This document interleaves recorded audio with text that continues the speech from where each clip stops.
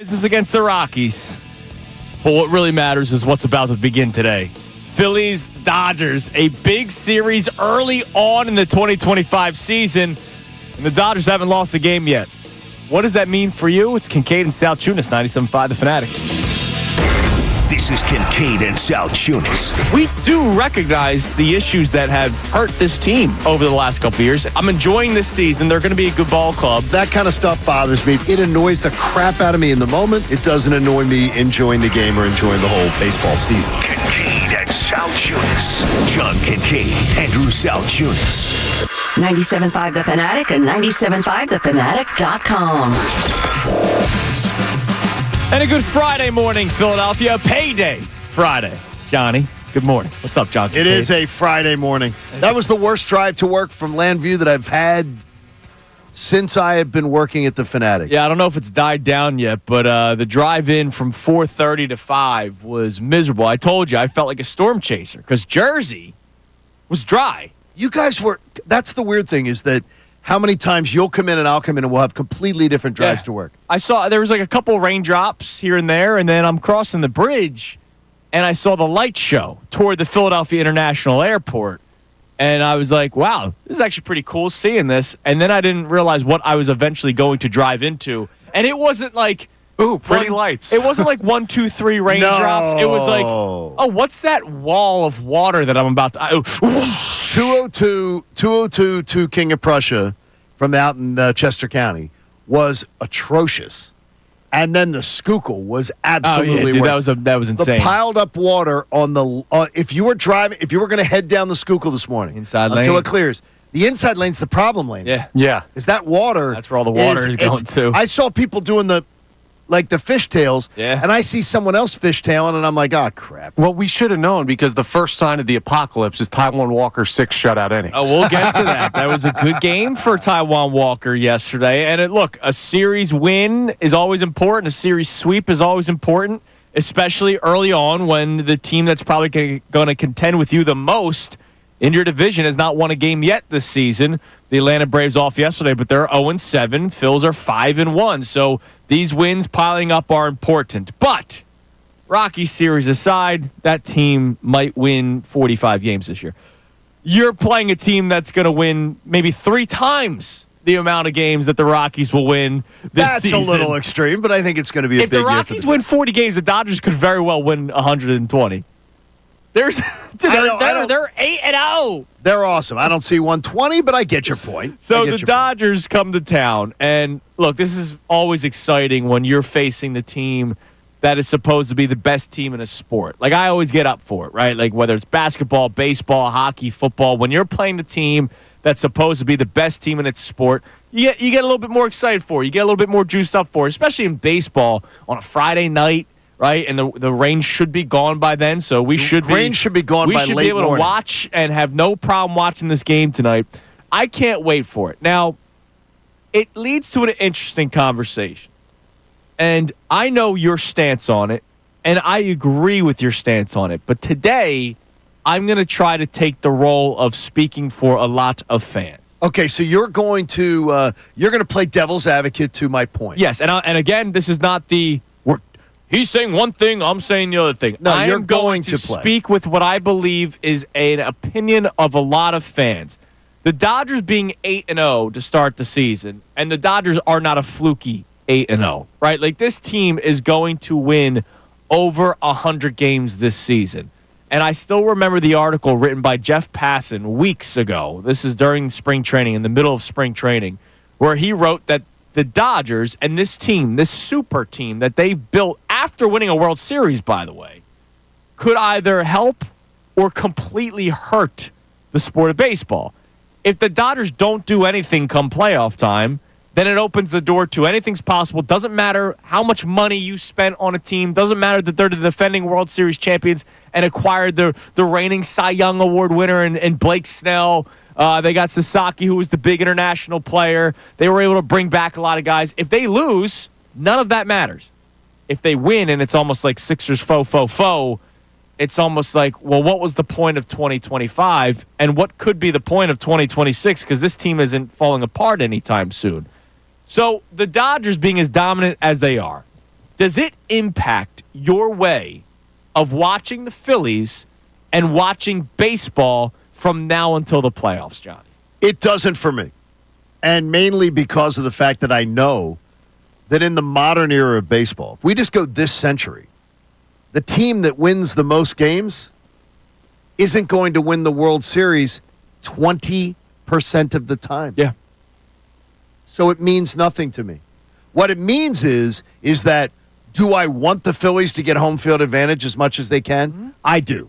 I don't want to do this underdog stuff and be a wild card and think that that's better. No, I want home field advantage as much as I can.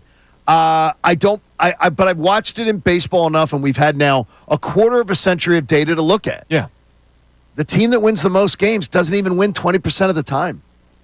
So I'm not worried about what's happening in May and June and everything. I'm worried about my team peaking at the right time and fixing some of the problems that they've had in the past. Yeah, and look, again, I agree with you. You think most will agree or disagree with that philosophy? Well, I'm curious because, and that's the beauty of doing what we do for a living. We get to check our text line. We get to check social media. Maybe we'll put out a poll today. Who knows, Johnny? Just you never know. Just so that we could see where the percentages are. I agree with you and your sentiment. Like, the Phillies have now played 2 series. Yes. I did not think about the Dodgers during any of these games. I thought about the Dodgers when I look at the scores at night or if I'm watching the Dodgers on ESPN because they're going to have the most nationally televised games this year. Neither did Rob Thompson the way he managed the Rockies series. He didn't give a damn. When I'm watching Phillies-Rockies, right, when I'm watching Phillies-Nationals, I'm not thinking about Shohei Ohtani. And even though, like yesterday was the first time I really thought about Phillies-Dodgers because they're playing each other today. So, no, it doesn't impact me. But I will say this, and I'll try to speak for what I believe is a large percentage, not majority, but a large percentage of fans. We had the conversation before opening day that there are a lot of people with the wake me up when they get to the playoffs mindset, right? And a lot of that is because of the Phillies' own doing. They had a great season last year just to lose in the first round of the playoffs. The year before that, they had another great run in the second half of the season just to gag away the final 2 playoff games against the Diamondbacks at Citizens Bank Park.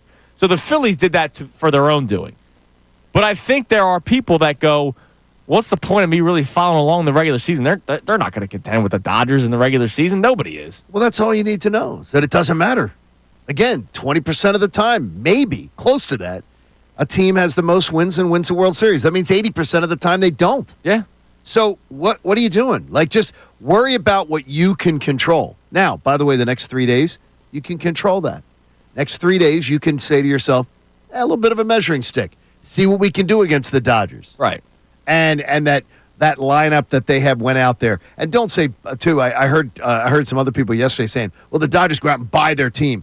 The Phillies have too. Yeah, the Phillies have too. They went out and bought their team too. But I wonder if there are people out there that go, the Dodgers are a machine. What's the point? Because it is. Look, it's not unfair. Then they're not baseball fans. Then you're right. You're not a baseball fan. If that's your attitude, you're just a casual. You like to watch baseball when it's on. And when what the Dodgers are doing is not unfair because any team can do it. They just have a boatload more money than a lot of teams, and that's why they do what they do. But they're smarter on the cap than everybody. Right. They're they buy balancing it. gap. Like we act like the Marlins owners are thousandaires. Like they're also billionaires. Sure they are. And they have every right to try to sign free agents. And how many times have we watched sports where people go to Florida to play because of this property tax, sales tax, and oh, by the way, it's nice to be in Miami. They have every right to try to sign players. They don't. The Dodgers do. They do. And so, good for them on it. You couldn't give me a house in L.A. I wouldn't want to live there. No? I love L.A. I love visiting my friends out there and everything. Wouldn't want to live there for nothing. Okay. For nothing. You can give me one if you want to. No, thanks. We'd love to hear from you at 610-632-0975. Does the Dodgers' dominance and what will be continued dominance throughout the course of this season impact your way of watching the Phillies in any way? Other than just getting excited for a 3-game series, which I am fired up about. Coming up next, before we even get deeper into this Phillies-Dodgers series, this is a show, Johnny, where we give credit when credit is due. If somebody has a good performance, we don't just fluff it off and go, I don't want to sound wrong. Except Connor. We don't do that for Connor. We don't try to praise him too much. Taijuan Walker. Yeah. This next segment is for you. It is Kincade and Salciunas on a payday Friday, 97.5 The Fanatic. Tyrone Johnson. How are we so far? Outside of it.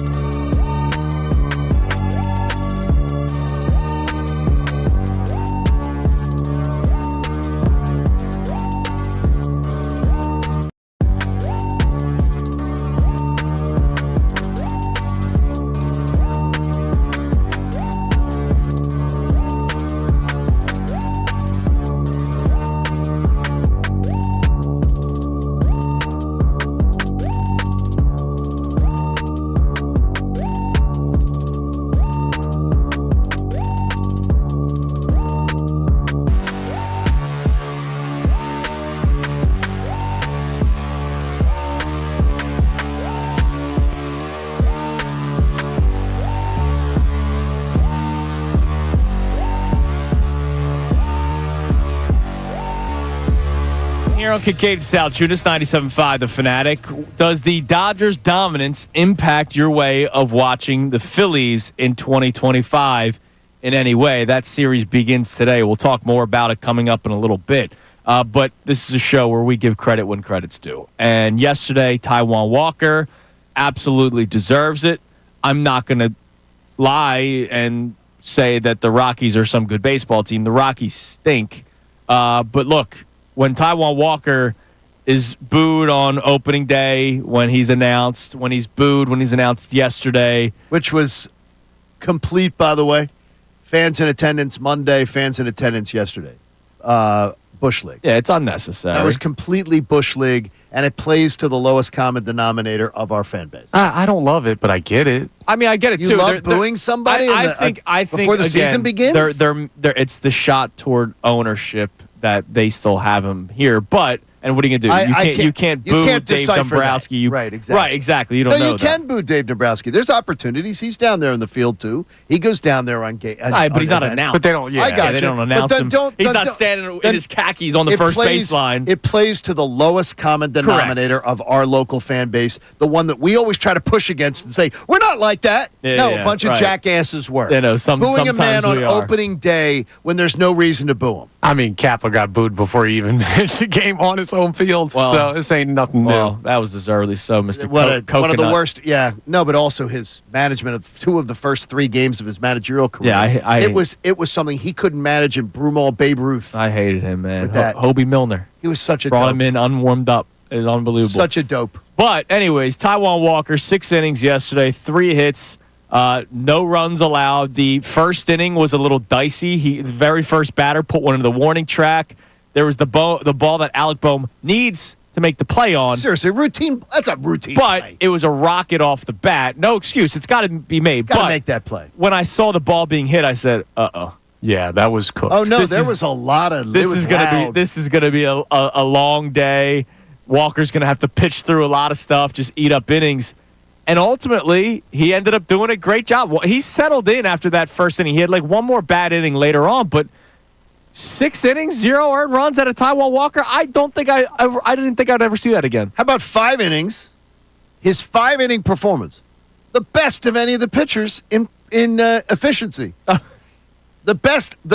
It took him the least amount of pitches. Well, that's because he doesn't strike anybody out. I got you. least But the amount of- thing is, though, Connor, isn't that though? And I'm not being flippant, but doesn't he have to pitch to contact? Against the Rockies. No, but I mean against bad teams. Yeah. Yes. That's exactly what he's got to do. And by the Rockies attacked. And by the way, the Phillies are going to be playing 2/3 of their schedule this year. They're going to be playing teams that they are considerably better than.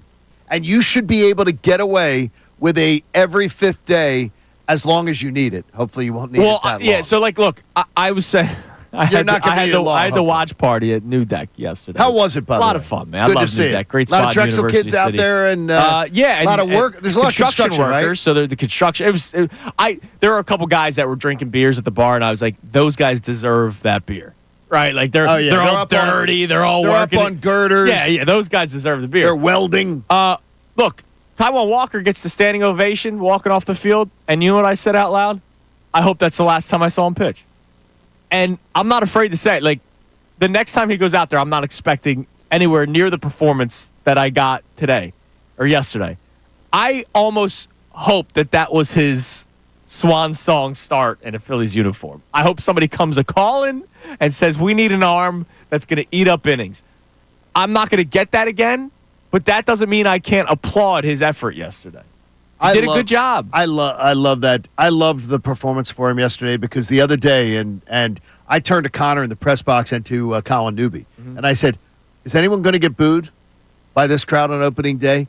And Connor thought maybe Romano would get booed, and he got a small smattering. I did, and then he goes, what about Taijuan? And I went, no, they're not going to do that. Oh, it happened. And then They were. And then they did. It happened. But Well, look, listen, they were all he over. stood up. He did his job when it mattered for him. He hadn't pitched in like weeks before that. Yeah. Like, I'll give him a lot of credit. gutsy performance. Proud Still a of lot him. of was really gutsy. still a lot of meatballs yesterday that other teams would hit. Oh, the Dodgers would have put 4 on the board. Like, that's why, congratulations. I hope that's it. Can we just though? Can we just get adequate defense behind him? I mean, seriously, Yeah, that'd be nice. it's the defense There's something about it. Well, it could be worse. You could have Mickey Moniak and the out base there. I and know. the base running, I'm sorry to keep which on. continues to be brain dead. I'm sorry to keep on picking on Brandon Marsh, but there's something that he does that pisses me off. Everything he does pisses you off. I'm going to tell you about it coming up next. And by the way, if you saw the video, looks like it pissed his manager off too. Yeah. Well, Looks like we'll it get pissed to- his manager I'm off a talking little about bit something in too. the field, but yes, that as well. Well, So I'll give you that coming up next. But also, we'll get back to this Dodgers discussion. How much does this series matter to you? And I will say, Johnny, I think it only should mean one thing. This is at least for me. I like this. It's Kincade and Salciunas, 97.5 The Fanatic. Fanatic Sports Update. The Phils break out the brooms. I'm Connor Thomas, and the Phillies swept out the Rockies yesterday with a 3-1 win behind a strong performance from Taijuan Walker on the mound. Yeah, Walker went 6 shutout innings, allowing only 3 hits, had 4 strikeouts in the performance. So a great start from him, not one that we were necessarily expecting. Kyle Schwarber, oh, you're probably expecting this. He went yard again, an absolute nuke in the win. The 5-1 Phils now welcome the 8-0 Dodgers for an early season heavyweight matchup at the Bank.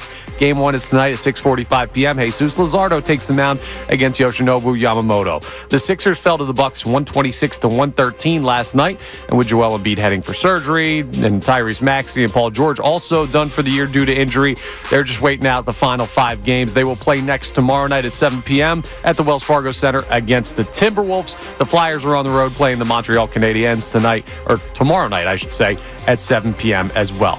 We'll talk to Ryan Spilborgs coming up at 9:25. He will have the call on the Apple TV broadcast of tonight's game. This update's brought to you by Rapid Radios. Their instant push-to-talk walkie-talkies offering national LTE coverage. For a limited time, go to rapidradios.com now for 60% off and free UPS shipping. Add code radio and get an extra 5% off. I'm Connor Thomas for the home of the 76ers and Flyers. 97.5 The Fanatic and 97.5thefanatic.com. Vacation? Business trip?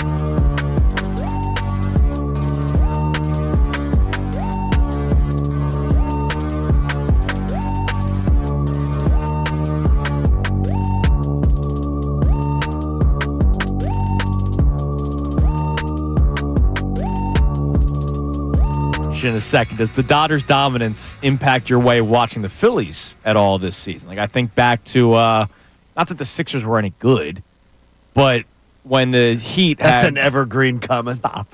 When the Heat had LeBron, D. Wade, and Chris Bosh, it was almost like, all right, that team's going to get to the finals. When the Warriors won the championship and then acquired Kevin Durant, it was almost like, all right, well, that team's going to win a lot of games. We'll see if anybody stops them in the playoffs. That's kind of what the Dodgers are this year. They won the championship last year, the World Series. They got better. They're already off on a torrid start, 8-0. I'm wondering if how many Phillies fans are like, all right, yeah, just wake me up come playoff time. Hopefully the Dodgers lose early, or we'll see if the Phillies can beat them in the playoffs. I'm curious if that's where a lot of people are at. I'm hoping that's not where they are, and the enthusiasm at the ballpark has not led me to believe that that's the case. Because if the park was that, it was fun. I mean, it was a good atmosphere. Yeah. Opening day was a little quieter than I remember, but Which is overall, strange because the weather was gorgeous. overall was good though. I mean, and yesterday for 4 innings, the sun came out and was beautiful. Yeah. It was bad to begin and then bad, but to me, I have a feeling this weekend we're going to see the people really into it, and hopefully that feeds off of it. Well, and there's one thing that should matter for you this weekend. Okay, in my I have opinion. no idea where you're going with this. I'll get to that in a couple seconds, but real quick, I'm looking forward to it. Brandon Marsh, couple Here we things. go. We'll get to the stolen base question mark yesterday. He does something in the field that I noticed last year, and I noticed it again yesterday. Now, I got to walk a fine line here because Why is that? you don't want to make a mistake where you're going to allow extra bases to Okay. the batter. Yeah, all right, so absolutely. like I understand it. He seems to be an overly careful outfielder. Way overly careful. All right, so you noticed it. Way overly You're careful. talking about the ball that By the way- almost hit him in the sneakers. Yes. By the way, they talked about it again, in the building where you can hear the they talked about it on the broadcast. Oh, okay. So I'm all right. You so are I'm not glad doing that, anything. all right. You are not doing anything that's out of Whew. They did not do anything out of the All right. broadcast. I don't because sometimes I notice something and I feel like I'm the only person that notices it, and I'm not afraid to say it, but I know that it might come off as idiotic or insane or too far. He is an overly careful outfielder, and there's balls. There's the ball that blooped that I've seen 800,000 center fielders make a diving catch on. Right? Rojas wouldn't maybe not even have to dive. You're right. He may not even have to catch it. And then there was the ball that Moniak hit, Oh where my it hit the gosh. top of the wall. And I understand you need to be able to play it if it caroms off the wall. But that ball was not a liner. That ball was hit high and It was deep. we were wondering whether it was out. And Marsh stops and backs up, and he's ready to play it off the wall. Now, to his credit, it did hit off the wall at the top, and it flew away, and Kepler had to make the play. But his approach to it. I've seen it in Phil. And by the way, this is his home ballpark, right? So, like, you got to know the area where you're playing. But I've seen him do this time and time again where he is an overly careful center fielder. Now, it keeps runners from getting extra bases, but there are times where, like that blooper yesterday, that he stopped on.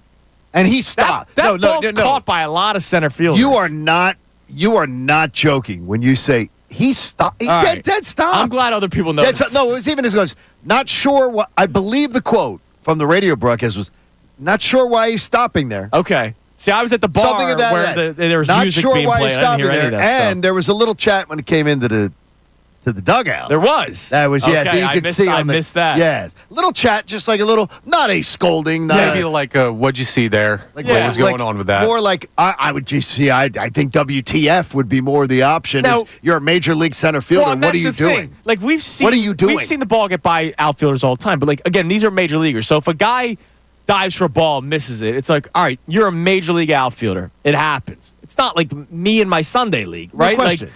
Like sometimes you're center field. You're the man out there. You got to make some of these plays, and he clams up. Now, your overall point is absolutely correct, and this is things we've seen from him in multiple situations over the years.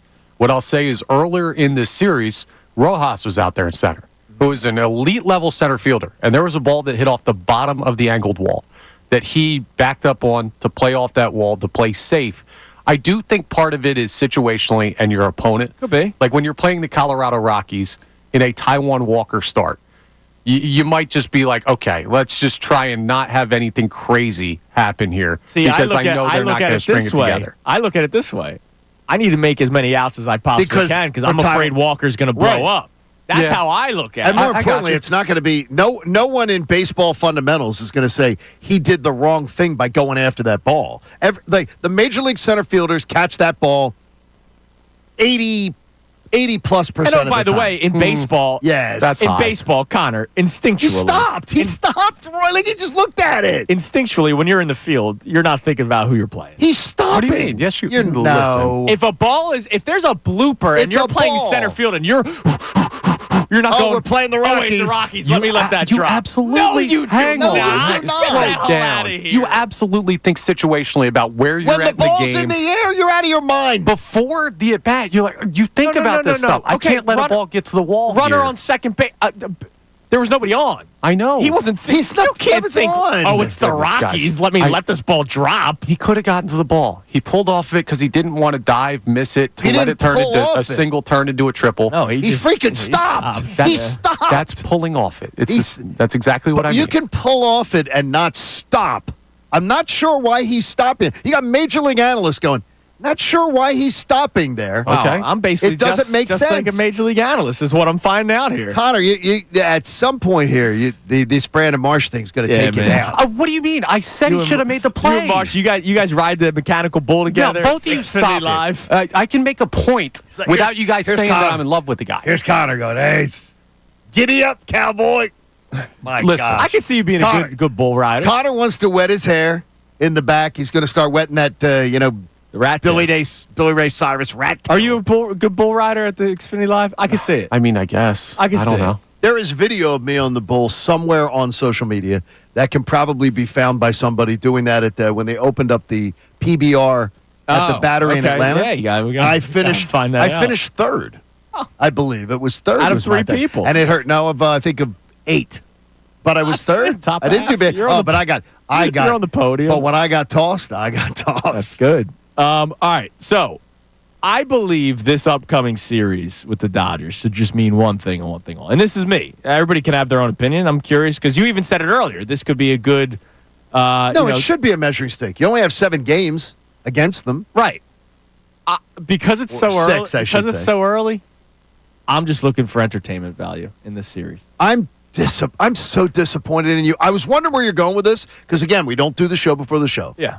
I got to tell you, I'm rarely disappointed in you, but I'm disappointed. I saw here. them sweep the Dodgers last year. You know It what you're meant doing? Nothing. I could see them drop 2 of 3 in April. It won't mean anything. But down you're the road. telling me you wouldn't feel better if the Phillies go out No, I and would do. love it. Oh, here's the 8-0 Dodgers, and the Phillies come in here and smack their ass. I would love to see it, but I saw them smack their ass last year. but you don't like you. It does. But you're telling me it does nothing for you either way. And I think no, I'm looking to be entertained, and I would be more entertained if the Phillies were winning the games because they're my favorite team and I like them.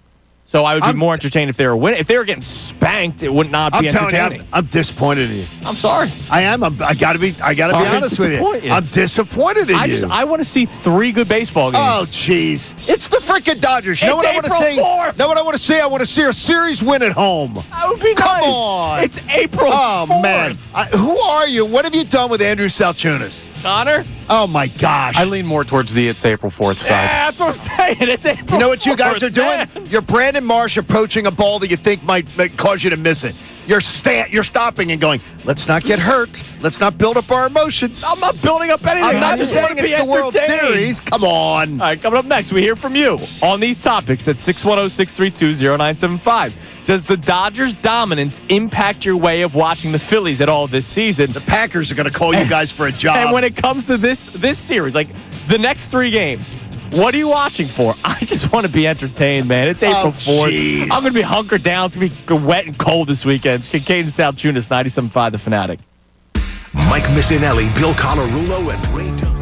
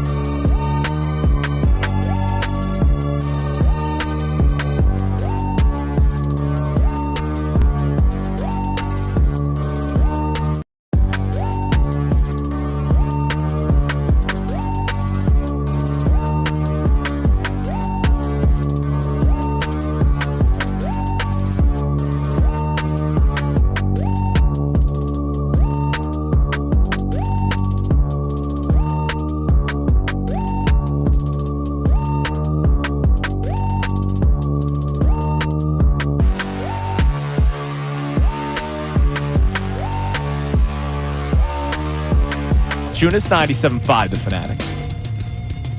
All right, we're going to check our text line. Here's what we got cooking today. We got cooking last segment. Yes, we did. I was shocked. Dodgers dominance. Does that impact the way that you watch the Phillies at all? I think about other dominant teams in other sports in the past, and I wonder if I can remember if it impacted the way that I watched my team. Now, again, I brought up the Warriors earlier when they won 70 games. That did impact the way I watched the rest of the league. It was almost like this is pointless. Okay, but what were the Sixers at the time? They stunk. They were in the process. So that's why I'm trying to realize how did I actually feel. Now, the Dodgers, baseball is different. It's 162 games. It's a long season. Anything can happen. Freddie Freeman going on the injured list, right? Like anything can happen. But I watch the Phillies and baseball differently than other people. So do you. So does Connor. Like there are some people that, again, coming into this season, there were people that were giving us the wake me up when response. Thankfully, I think those people are I've grown to believe that those people are very much in the minority. Yes, I believe so, very too. Much it's so, the, which it's the makes me vocal happy. minority. Makes me happy. But I wonder if the Dodgers' dominance impacts your way of watching the season at all. And how are you watching this series, these next 3 games? I stunned John Kincade, even though Connor's with me on this. I had no idea that you were going here because, again, we don't talk about it beforehand. No, we don't do the show. And I'm looking at it, and I'm going, okay, where's he going with this? I am absolutely floored because, very much like you, if the Phillies lose 2 out of 3, and it potentially may not mean anything in October. Yeah. If you do not believe it starts to affect, if the Dodgers come in here and pants you for 3 games and expose your pitching staff and make you look like clowns, it will absolutely affect everybody's psyche moving forward for the season. Now, you got Lazar. And anybody who says that it won't is lying to me. I mean, look, if they lose 10-0, 10-0. They play great games with the Dodgers. I really don't give a damn how it goes. And that's why, ultimately, I just want to be entertained. I would. The icing on the cake would be winning the series for me. You want a JK11 guarantee? Well, good luck. At 6:42? I'll put it You're out there. getting a little loose with these guarantees lately. Well, that last one was so good it got done in 1 game. I had the option to have 2 games, and it was 1 game. All right. Brandon Marsh. The Phillies are winning this series this weekend. You're JK guaranteeing this? The Phillies will win the series this weekend. So what's the punishment for not hitting the guarantee? There's no punishment, just like when I bet on Brandon Marsh last week and said he would have 3 hits over the weekend. All right, way to go out on a limb with Brandon Marsh against the Nationals. No, Brandon Marsh. The Dodgers. Brandon Marsh, 3 hits in 2 games? They closed public schools for that. Wait. What are you telling me? All right, hold on a second. So, what are you telling me? I love the chesty nature. Look, this was a show that did chest day every day throughout the football season. I love the matchup. But I love it. If we're going off of Vegas, yep. Right? Vegas. Yeah, go off of the Vegas. Dodgers are the favorites in tonight's game, and I imagine every game. Every game because Wheeler is not pitching. So what you're telling me is odds are, based strictly off of odds. Totally on odds. The Dodgers would win this series, odds alone. You are going up against the odds. So what you're basically doing is, hey, Andrew, I'm going to stand in front of a moving car. Yep. It's going to hit me, but I guarantee you my leg won't break. Here's what I love. I don't know if you can guarantee that. Well, here's what I love. Absolutely why I love it. I like Aaron Nola much more pitching at home. Okay. So I feel very, very good about that. And I love Aaron Nola against big spots, against big lineups when people tend to doubt him. Okay. I absolutely love Christopher Sanchez. Again, at home, a place where for now, going on his 2nd year, it's only been 1 start, he has the best home ERA in baseball of any pitcher in the game, including all the Dodgers bought arms. He's the best pitcher at home since the first opening day of last year. I love that too. And Luzardo makes a lot of people miss with strikeouts. Yeah. I love all 3 pitchers that are going. Do I think they're all going to shut down the Dodgers? Hell no. You're not asking for it. But I'm feeling good about it. And more importantly too, we got Crybaby on the mound tomorrow. So I think that you can get Sasaki as soon as things start to go bad, you start with the ooh, and just start to torment them, which I've seen the Phillies fans do to opposing players. And Sasaki's going to need Kleenex. He's going to, like, there should be people with Kleenex behind home plate and behind the Dodger dugout when he comes in between innings. Maybe a binky. Somebody holds up a binky, and you have the Kleenex. Make him feel really at home because I want him crying by the 5th inning. I am. That's a wild guarantee to make. I gave you good reasoning on all 3 pitchers. I love this. Yeah, and I can fire right back with the Yamamoto and Glass now. at Citizens Bank Park, you can. Sure. Can you? Yes. Yeah. Can you? Talent's I talent. No. I'm just telling you. The reason with Luzardo's different because not as a Philly. But the other 2 guys, I have every good reason to believe they're coming with their best. I love the JK11 guarantee. I just think it's wild that it's going to be wild. we're going with the JK11 guarantee. I'm going with where odds wait. are you're wrong. What is the? I don't believe I'm going to be wrong.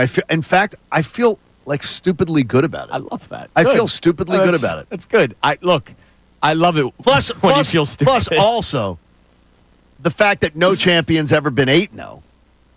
At some point, I do believe that they have been on a golden ride against teams that I think that they can be on a golden ride against. This is a much Phillies more are a good baseball team. This is a much more difficult matchup, and the travel. And we did get a little lucky with no Freddie Freeman. Yeah. I mean, Freddie Freeman slipping in the shower. That's a big loss for them. I'm not getting to go down tonight, and I would not rip on Freddie Freeman. He's one of the best people. One of the best players in the game that you could ever meet, you could ever know. But I would maybe have a comment like, you need one of those bars in the shower, like my mom has. My mom needed one of those. No Freddie Freeman. Come on, Freddie. Slipping in the shower. Slipped in the shower. Look, weird injuries happen, man. They do. And in baseball, yeah. In baseball, these things happen all the time. They sure in do. football, you don't hear about them. No, you don't. Because they play. No, they don't in shower. Hockey. That's in why. hockey, they play. That's what why. do we have on the text line so far this morning, Connor Thomas? Nothing about slipping in the shower. We do have a bunch of people checking in on the topic about Phil's Dodgers, and we also have people checking on Taijuan Walker. This is too far from Mike from Turnersville. He says, we need Walker to give us, listen to these numbers, 10 to 12 more starts. No. Oh, come on. Before Andrew Painter slides in. This sets up Ranger to be placed in the bullpen and not be used as a starter this season. No. I'm not joking. Like, great job, Taijuan Walker. I really hope that was the last time I see you pitch. Like, I would love to see him walk off into his Philly sunset after that out. Well, it won't be. Yeah, I wish it was. I got you. No, look, there is a good chance, though, little eavesdropping yesterday. Okay.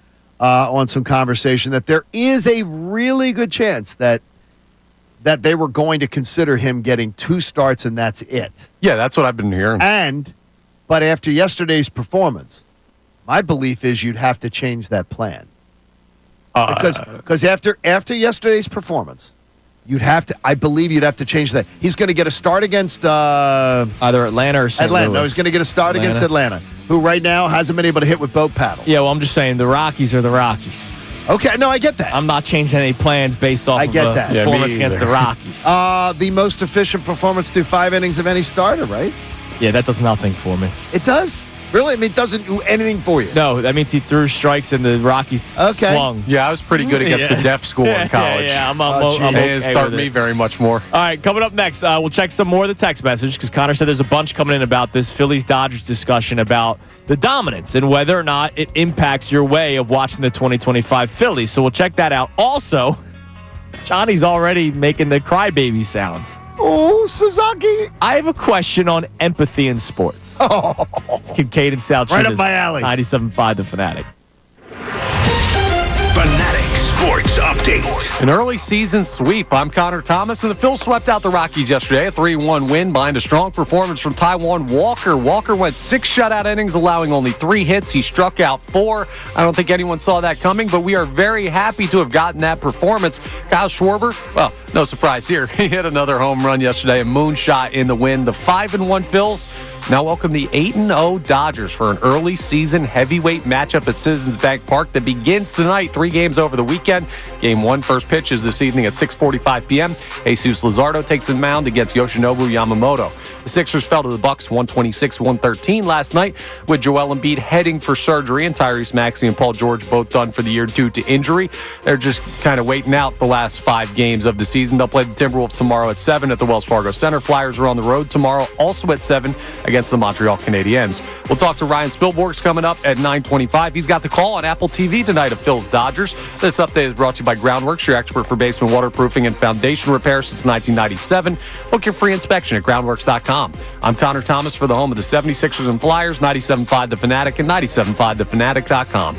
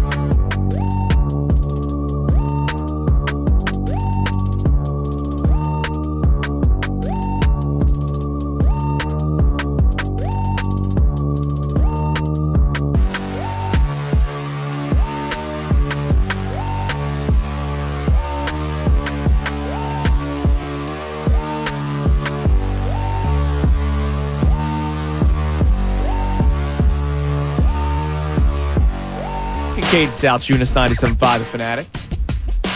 During the break, I go into our little back hallway. I check in with the missus at this time. How's she doing? She's doing good. She's dealing with... How was Coop this morning? Doing good. The thunder woke him up. I bet it did. I did not realize how bad the storms made their way over to Jersey to the point where it woke up the Coop. But while I'm on the phone and I'm looking out the window, I got to ask this question. Okay, what do we got? And what do we got? Might be somebody we work with. Are people just like not bright at times? Yeah, I saw a lot of people driving with their hazards on this morning. All right. So, yes, people are not bright. It's still dark outside. Like the sun's starting to come up, but it's still dark out. Sure. Windshield wipers on, headlights off. First off, that's the law. When your windshield wipers are on, your headlights are on. Yeah, it's just a rule. Like Yeah. it's a law. And the person's driving in no headlights. I'm like, what? That means their headlights have been on. Who knows how long their commute is? Could be 5 minutes. Could be an hour. Could be 30 minutes. How much is the rain still coming down? It's still coming down. Oh, it's still coming and down. They had their windshield wipers on. Like, put on your lights. I know. I remember people when I was first driving. Like, oh, she always forgets to put her lights on. How? Just it's dark out. Turn them to automatic, and they're on. Well, some cars don't have automatic, like mine. Yours really don't. Oh, come on, man. Well, how old's it? How old's the car? 2013. Carlos, brother. Okay, I respect man. the hell out of it. By the way, Yeah. that you do. You've kept the car that long. I keep and good you're care doing of that baby. and you do. It was my first adult purchase. Except washing it. Oh, the rain does that for me. Looks like Fred Sanford's pulling The it. rain does that for me. We're going to get into a conversation about empathy in sports in a little bit, but I do want to get to a couple of text messages because Connor said there's a lot coming in. When you watch the Phillies this season, how much does the dominance of the Dodgers, knowing how dominant they are and will continue to be, they're not going to go 162-0, but they will win north of 100 games. They'll win north of maybe 110 games this year. How much does their dominance impact the way that you watch the Phillies this year? What do we got, Connor? We also have people mad at the JK guarantee from last segment. Yeah, well, I mean, you don't have to be mad at the guarantee. It's just a wild guarantee to make. Yeah. Really? But Okay. We'll go to Bruce in East Earl first, who says, I got my first Phillies game tonight in person. Looking forward to that. I just watch the Phillies. I don't worry about other teams' records. I just evaluate the team based on how they're playing. It's early in the season. I start to pay attention after the All-Star break to what other teams are doing. Okay. Yeah, I think that's good. And that's fair, but the problem is you only get 2 times a year where you get to see the Phillies against the best team in baseball, and you want to have a measuring stick type of Yeah, opportunity. but again, mean? I They saw don't play them themselves. sweep the Dodgers last year, and then I saw them lose to the Mets in the first round of the playoffs. Right. Right? I saw Okay. a different baseball team So you would play rather the Dodgers. so by that logic, you wouldn't it wouldn't have bothered you if they got swept by the Dodgers. And they looked like crap. I would be great. disappointed. They looked great. I'm talking about this. I mean, this is April. No, right? but I'm This is saying- April 4th. You get only a certain amount of times to see them against each other. Yeah, but I'm not worried Yeah, about but you know what? that right now. Didn't the Braves? So in other words, no matter what happens this weekend, you're going to come in and be, well, it's only April. I mean, if so there's- it doesn't matter No, that they got their asses if kicked. there's things that bother me, like the Brandon Marsh not charging a ball in the Well, outfield, that's going to like, continually. No, but just- like if there's stuff, you know how I watch baseball. If things happen, I'll talk about it. But like the year the Phillies went to the World Series, didn't the Braves like spank them that year? they had won the season series. Yeah, But And I mean, then but the not by, Phillies but not made by, easy- no, not by a lot. Though. Okay, but then no, the not Phillies by a made lot. easy work of them in the playoffs. The bottom line is this, though, is that there has to be something to it. You can't, if they go out and they play great, you can't be like, well, look at that, look how we match up and everything. Then it'd be like, well, they played poorly, but it's only April, so who cares? Yeah, it's got to be there has to be a standard. This team should be able to play with the Dodgers, Yes. and should be in the mix with the Dodgers. And I guess, And if they're not, when I talk about the how are you watching the series, and I say I just want to be entertained, I feel like the Phillies will be in the games. An entertaining baseball game for me is a close game. by the way, too, The Phillies winning 10-0 or losing 10-0 is not as entertaining for me as a tight ball game. I get it. I like when they win It's 10-0. fun when Last the ball year- goes boom. But like when games are close, I'm entertained. I expect that to happen. last year they outscored them 19-5 in a 3-game sweep. Yeah. right before the All-Star That was break. great. And then they played 500 ball the rest of the way. I mean, it was weird. But in that second half, when they were playing 500 ball, they went out to L.A. and won a series. And by the way, in a 3-game series, scored 19 runs in that one. So let me ask you this. If instead of the New York Mets, the Phillies' divisional round opponent last year was the Los Angeles Dodgers, with the way that team went into the postseason, the Phillies, They lose. would you have felt better about that series because they swept the Dodgers in the regular season? I would absolutely feel, at the time, I thought the Mets were that sneaky team, but I didn't think they would lose to them. The Dodgers, I always doubt the Dodgers. Yeah, And the reason I doubt them is because the Dodgers have a long history of being able to be doubted Until when last they are year. at that. No, they weren't. Again, when they're the best team in baseball, they lose. They lose. Yeah, they were the lose, best they team lose. in baseball Yeah, last and they year. They won the weren't the best team, and they were the best They team had in the best baseball. when I was- record, John. They were the best team. Yeah, they I were the best understand. team in baseball last When year it's- and they're- won the World they're Series. in the same. They won 2 more games than the Phillies, or am I wrong? That's the best team in baseball. I understand. Understand. You're the they one who were said right they there. weren't. I'm not talking about when they win. When the Dodgers win, what are we talking about them winning this year? What is your guess on what they win this year? Probably like around 116, 110. 117. Okay. When they win big, the Dodgers have always lost. Whenever they win 100, in fact, they always lose. They win 100, they win 104, they win 106, they win 106, they win 111, they lose. When the Dodgers have won 98, those type of seasons where they're more in the pack, meaning that the teams that are in the pack with them have every chance to beat them. So I'm not worried about if the Dodgers go out there. But what I am worried about is seeing this Phillies team being able to pitch to that Dodgers lineup.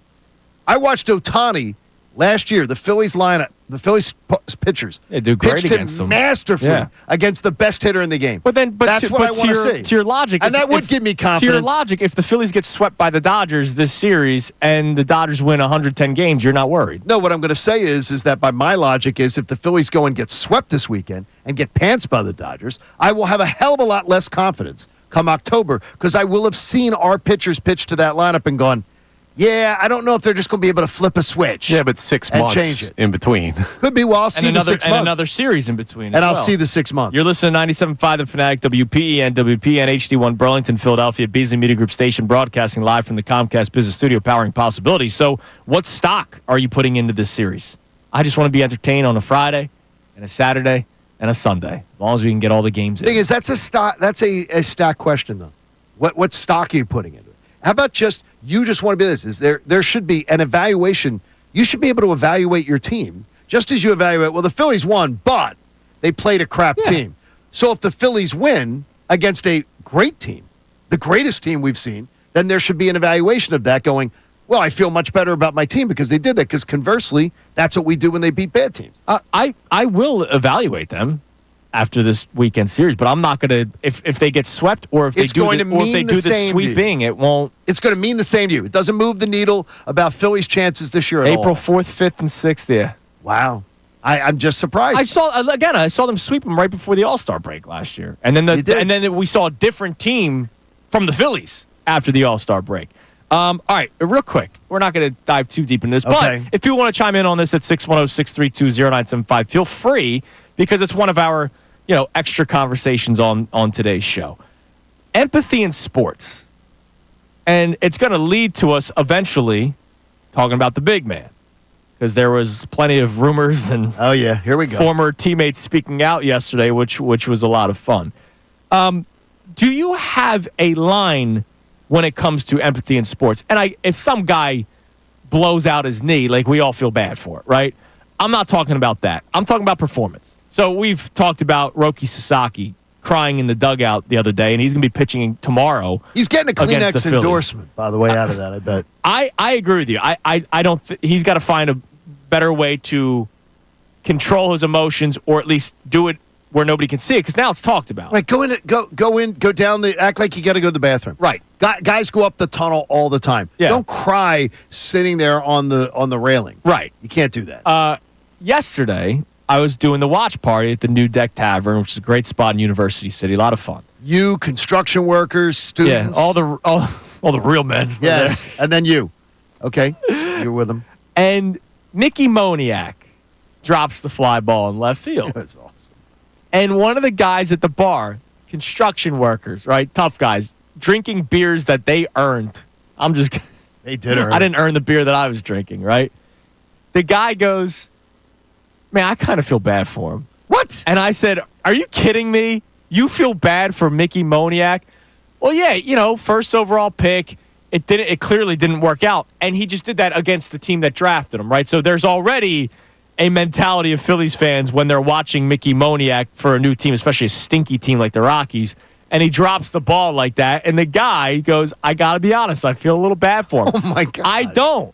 But I wonder, when it comes to sports, is there any empathy for you, injuries aside, right? Because obviously we feel bad when guys get injuries, you hurt. do not want to see anybody in. Yeah. So do you have any empathy toward athletes? If the athlete has given their complete 100% all, they've done everything right. They work. They've done all the work. They have great attitude. They can conduct themselves like a professional. I have great empathy when they have injury and things like that. Well, what about struggles? Failure? Not at all. So like Trey Not at Turner, all. right? Not at all. I was anti-standing ovation. So was I. I was more so anti-standing ovation because if it didn't work, what would you do next? Because the same fan base that wanted to give a standing ovation to a guy making $300 million Boo Taijuan Walker who had his yesterday. head up his backside wants to boo Taijuan Walker on opening day. when he's not even playing, he's just being announced. And just do that stuff. It's so that was the generation of Philly fans that I grew up in. Right. I got you. But And that was the one that I really hope that sort of we've put behind because we hate it when people bring it up. right. We get all offended when people bring it yeah. up. Whereas in honor, it was that to me was so Bush League and so low class on opening day. And actually, I felt empathy first time on Walker. Okay, so you did feel did. empathy. There Yep. you go. So you do. And even though he's getting paid a lot of money, he got I got a big contract. Because to me, now, if Taijuan Walker goes out and pitches like garbage right. and gets the ball taken from him and he has to walk off the mound, I got no problem with you, the ticket buying public, Yeah. voicing your opinion on it. The idea that you're going to boo a guy on opening day. And oh, by the way, it was just such a Bush League move. I do kind of feel a certain type of way about Taijuan Walker when he bitched about not pitching in the playoffs a couple of years ago. in 22. By the like- way, he corrected that. I know, but as Rob Thompson has made clear. yeah, they had to talk about it. Oh, no, after did. he was liking tweets. This was when liking tweets was did. still public. He was Shout liking out Doc Rivers. He was liking a lot of tweets that were like anti-Rob Thompson. Now he did. Like, that's bad, dude. Thompson is on the record Yep. that they personally have worked it out. And that also he has become a great teammate. Right. Not a good teammate, a great teammate. So, do you have any empathy in sports? Like, again, the Trey Turner thing. He did try everything. If you remember, he was in the cages after every game. Yep. He just couldn't freaking hit. Is there anything that you could think of where you go, I feel bad for that? And again, injuries aside, because we obviously always feel bad when injuries happen. Yeah. You could text in at 610-632-0975. Now, speaking of empathy, I'm sure everybody has it for Joel Embiid. This should be fun. Uh-huh. The Sixers had an interesting day of rumors and former players speaking out. We get into that coming up next on Kincade Salciunas, 97.5 The Fanatic. Tyrone Johnson, Ricky.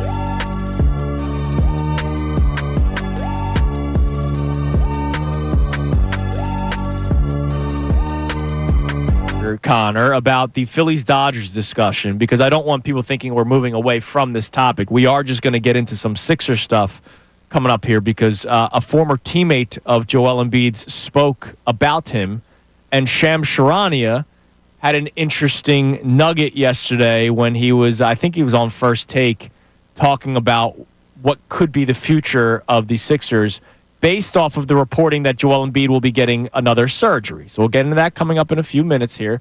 But give us one more text message on this conversation about the Dodgers' dominance and how it impacts your viewing of the Phillies this year. And for this series, are you watching for stuff? Are you evaluating stuff? To me, I'm sorry. I just want to be entertained this weekend.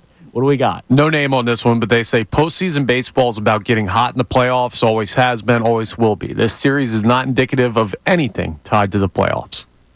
Who said it was? That's not the discussion we were having. Well, John, you did say I'd feel better. No, I would feel better. I absolutely will feel better. If the Phillies go out and get their backsides kicked, give up 20 runs in 3 games, the pitching doesn't hold up, I will absolutely, that will impact my thoughts of whether they can beat the Dodgers in the postseason. And if it doesn't, you're lying to yourself as a fan. You are lying. If it doesn't mean, if they go out there and play well, match up against the Dodgers, have a great 3-game series, if you're trying to convince me that you say you won't feel more confident if they meet in October, you're lying. Well, again, when I say I want to be entertained, that means 3 close ball games. That No, means, you want- that's that what means you they, want. That means they played them well. They get And there you go. pantsed. They get Beautiful. pantsed by the Dodgers. Then I'm not entertained. And it will And that sucks. absolutely affect how you think about the Phillies' chances in October. I haven't even thought about the month of October, yeah, dude. I haven't on. thought about the month of May yet. No, in October you're going to go, well, we don't match up well with them, and we got trashed. They trashed our On pitchers. April 4th, you Yeah, don't dude, even I know can't who's go- going to be available for these teams. Right, Freddie Freeman's not even playing this series. Yeah, but if unforeseen injuries happen, I don't do philosophical conversations got based you. on, well, someone could be injured. No, Right, I don't I do understand. that. It's that how do we match up with their lineup, our pitchers, Yeah, but you know their what? lineup, The sweep before the All-Star break. and the then they Dod- lost to the A's. Weren't the Dodgers missing like 3 players in that series? They lost 2 of their pitchers. They had 2 of their inferior pitchers. Yeah, and so did that really ultimately do anything for us? Not really. that's fine. If you're trying to convince me, you're lying. Oh, I'm not trying to convince That if you. the Phillies I'm just go telling out- you how I actually feel. If the Phillies get trounced this weekend by the Dodgers, we are going to hear about it for the next 6 months. Oh, well, yeah. well, they can only what beat does the, it matter? They can only beat the bad They teams. can only beat bad teams. They can't beat so the good teams. it does matter. That it does matter in the psyche of a fan base. Yeah, for some. For some. Not We for can me. only speak for ourselves. Not for me. And it's not going to bother me. Yeah. Gotcha. All right. Marcus Morris. Key to the city. Marcus Morris. Unbelievable. 1 of 3, right? Didn't we figure that out? Gilly has 1. Gilly's got one. Gilly's got 1. Marcus Morris has 1. The keys And to the then, like, city of Philadelphia. There was Britney a- Spears or something? No, that's Reading. Oh, or yeah. not Reading. That's Camden. This is the city where America began. And we've got Gilly the Kid. I love it. Does Did the he, little- like, rear does end his you in side- traffic you're one time weird. or You know something? What I'm saying is, are you freaking kidding me? Like, these are the keys to Philadelphia that have been given out to Gilly the Kid. It gets one of them. Stop it. It's amazing. Just stop it. You're Gilly. Mike Schmidt. Feelings. Mike Schmidt doesn't have a key to the city. Julius Erving doesn't have a key No. to the city. But we got one for Gilly the Kid. Well, Marcus Morris has 1 too, and Come you on. might want to give him a second key for what he said about Joel Embiid. Here he was yesterday on ESPN talking about Joel Embiid, and hopefully this second surgery is a wake-up call. I don't think Joel's done. I don't think that his story is finished, right? When you talk about the dynamics of the front office and the way Daryl Morey carries his superstars, he's not holding them accountable enough, right? Having 2 surgeries in 14 months, yes, he's injured, but is it different things that you can switch, right? Being in the locker room, I can tell you firsthand, Daryl Morey does not hold Joel Embiid accountable, right? You need guys around him to hold him accountable. That has to start up top. Injuries happen. Why do these injuries happen? Because the player or whoever it is doesn't have the guys honing on to, like, listen, you need to be in the best shape. Your diet needs to be perfect. He's a guy that's 7'1", 280. His story is not yet finished, so I can't put him in that what if. I believe that this two surgeries actually wakes him up, right? You got to have people around him. You build a team a different way going into this offseason, and you focus on making sure his diet is perfect. When I was there, he didn't have anyone to tell him day to day that this is what it takes to make sure that you stay on the court. Yes, he was super dominant, and I'm saying that because in the beginning, I talked about him being one of the most talented big men I've ever seen, and that was him not in the best shape. That was him not really practicing. Yeah. So now we get a guy where we get his diet down, we get his weight down. I still think it's a chance that Joel Embiid's story is not finished, and he still gives the 76ers a chance of winning the NBA championship. And so I like that last part. That was Marcus Morris again on ESPN. But when was Marcus Morris here, by the way? Just because it's very, very important. Last year. For people who might not know. Yeah, last season. Because he was not exactly a impact. Right. So last season, here's a guy who wasn't practicing, wasn't in his best shape, wasn't doing the right things with his diet. I remember he had the historic start to the season with he's averaging 30 points per game. Playing great, but not doing the things you have to do to stay on the court. The best shape, the diet, everything. Nobody was holding him accountable. This was last year when he was 29 years old. Well, and that's why, again, when you're brought in and you are allowed to walk around as if you walk on water, which is what they did with both him and Ben Simmons, that's a problem at the beginning of his career. And who have been the players that have probably held him accountable? I would imagine Jimmy Butler, and maybe that's why they played very well that season. James Harden did.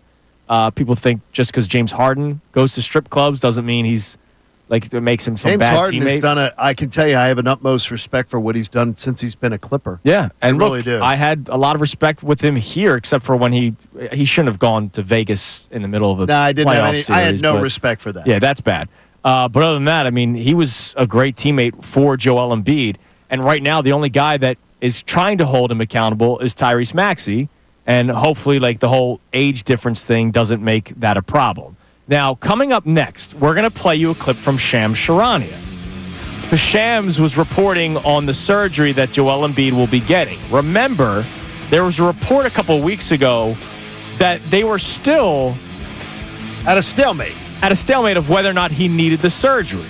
Embiid thought he did. The team thought he didn't. And so now it's official, he's getting the surgery. The reporting done by Shams Charania mentions that there could be some issues between both parties. So we're going to play the clip for you, and I will ask a question about moving on from Joel Embiid that I think is different than the ones we normally have. It's Kincade and Salciunas, 97.5 The Fanatic. Fanatic Sports Update. Walker gets the job done. I'm Connor Thomas, and Taijuan Walker got his job done his first start of the year for the Philadelphia Phillies yesterday as they swept out the Rockies, a 3-1 victory. Taijuan Walker went 6 shutout innings, allowing only 3 hits, 4 strikeouts. I don't think many people saw that coming. We will absolutely take it. Kyle Schwarber went yard again in the win, the big swing in the game. And the 5-1 Phils, well, now they welcome the 8-0 undefeated Dodgers for an early season heavyweight matchup at Citizens Bank Park starting tonight. Game 1 is at 6:45 p.m. Jesus Luzardo takes the mound against Yoshinobu Yamamoto. The Sixers fell to the Bucks 126-113 last night with Joel Embiid heading for surgery. Tyrese Maxey and Paul George both done for the year due to injury. They're kind of just waiting out those last 5 games. The Sixers will play the Timberwolves tomorrow at 7 p.m. Flyers play the Canadians also tomorrow at 7 p.m. They're on the road. We'll talk to Ryan Spilborgs coming up at 9:25. He has the call of Phillies Dodgers on Apple TV tonight. This update is brought to you by Moyer Indoor Outdoor Services. Follow Andrew Salciunas' lead and get a jump on a lush green lawn this spring right now. Go to eMoyer.com for free estimates. I'm Connor Thomas for the home of the 76ers and Flyers. 97.5 The Fanatic and 97.5thefanatic.com. Philadelphia Sports. Touchdown!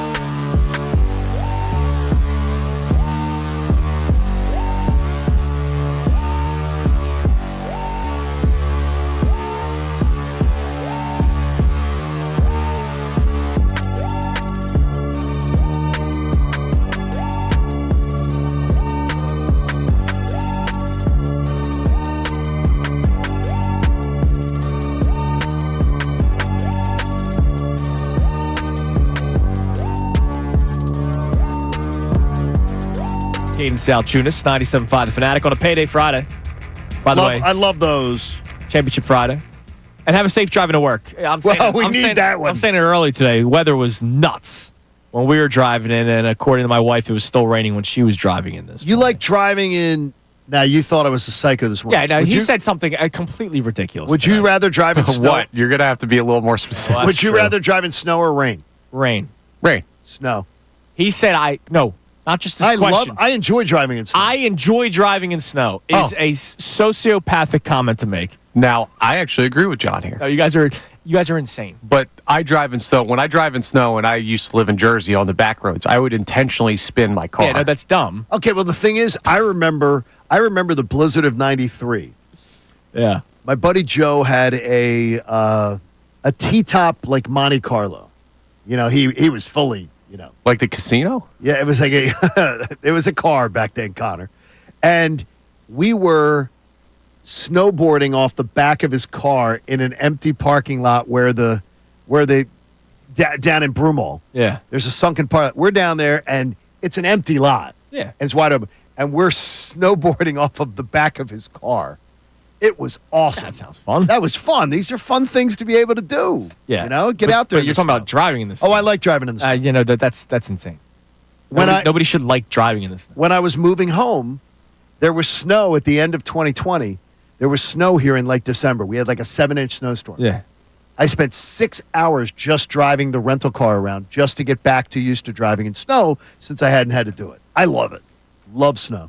Love snow, love driving in snow. You're doing snow driving reps. I love it. It was good. Get some good reps in. Just like maybe Joel Embiid needs more reps. Well, because Marcus Morris. Little less fork reps, little more workout reps. Marcus Morris, last segment, we played the audio for you, still believes Joel Embiid can play at a high level and could still win a championship in Philadelphia.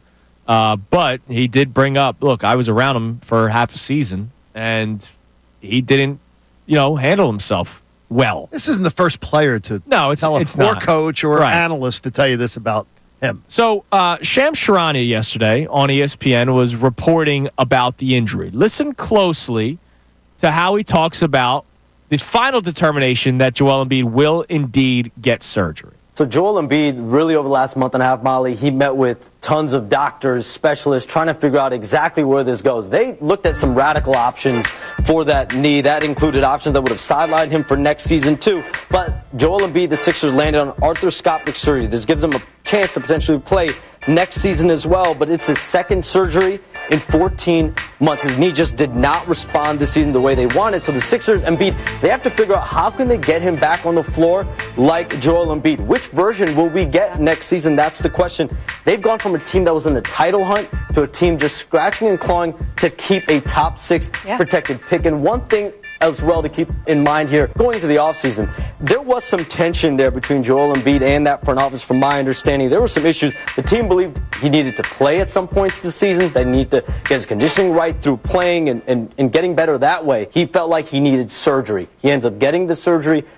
So and by the way, remember, because he didn't do it last year, because he had to go on his own personal agenda and not worry about the team and not worry about the investment they made in him, he had to do his Olympic thing. He did. For the third team that he begged to play for in the Olympics. Let's also not, just to have the facts out there, he did come back early in the season to get ready for the playoffs against the Knicks. So there was a lot of areas where... And by the way, that was the best playoff series. He was great. I think the best playoff series I arguably have seen him. Yeah, he was great. So I have a question about the Embiid trade discussion, like the annual Embiid trade discussion, because it's now been going on for like 5-6 years where people have had the opinion that he should be traded. I just want to ask the question differently this time. After hearing that clip there where Shams slips in at the end there, don't forget, just something to keep an eye on during this offseason, there was some disconnect about the decision to get the surgery or not. Embiid thought he needed it. The team thought he didn't need it. The team thought he should play through it. And now he's getting the surgery. Do you believe that there is a legitimate shot that he could be traded? Because here's the deal. 5, 4, 3 years ago, when people would call in and sound do the like whole... the Sixers song there. when people would call in a couple years ago, a couple seasons ago, a couple off seasons ago, and say, I think they should trade Joel Embiid. That was totally opinionated, and it was not going to happen. Right? Like, there was no, like, you're Myles Garrett. What's the point of having the discussion when it's never going to happen? That was never going to happen. It was never, ever even discussed.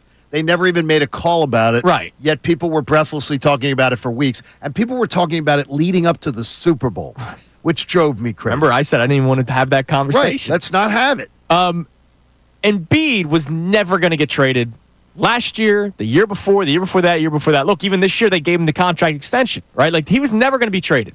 When you hear that clip, do you believe for the first time, logically, that he could be moved this offseason?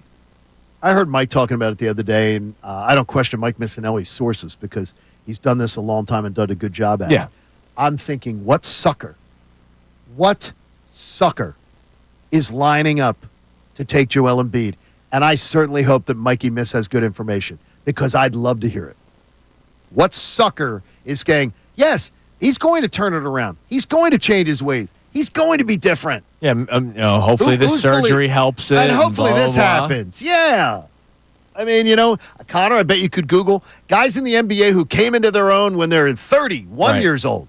I've given up on thinking because here's another one of his teammates telling you just last year, not doing the things with his diet, with his exercise, with his workouts. But despite all that stuff, there was no shot he was going to get traded. Yeah, there was no 3, shot. 4, 5 there years. was no shot. Like the people that call in, it's like the agenda thing. They didn't like Embiid. They'd rather have guard play, which that's Correct. fine. That's what you believe is the way to win, then that's fine. And there were people who were calling up going, and build around Maxey. Right. And that was just silly. I get the sense for the first time that this legitimately could be a possibility. May I ask for the first time in all of this? This is what I wanted to ask you. Does this hurt you? Does it hurt me? Yeah, as a fan.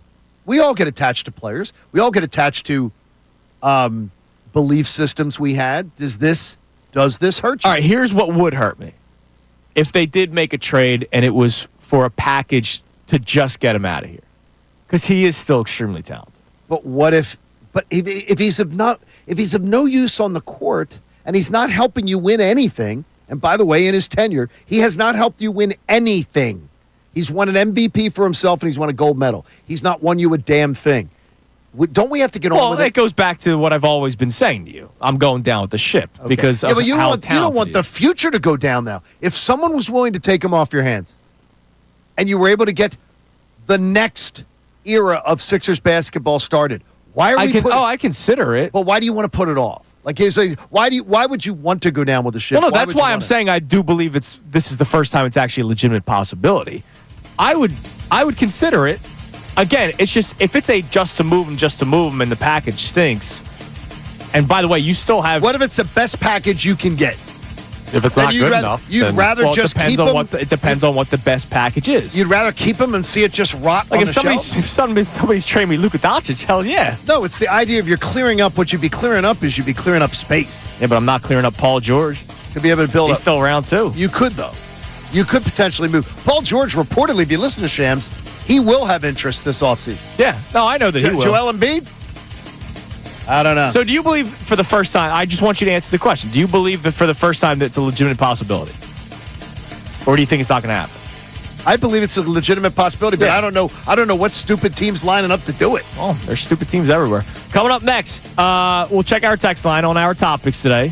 Answer that question. Do you believe for the first time that this is a legitimate possibility? Because over the years when we've talked about it, it was never a possibility. Also, Vic Fangio lost a lot of players on his defense. He spoke about that. We'll read you some quotes next. Kincade Salciunas, 97.5 The Fanatic. The Philadelphia 76ers. Sixers win. Play that.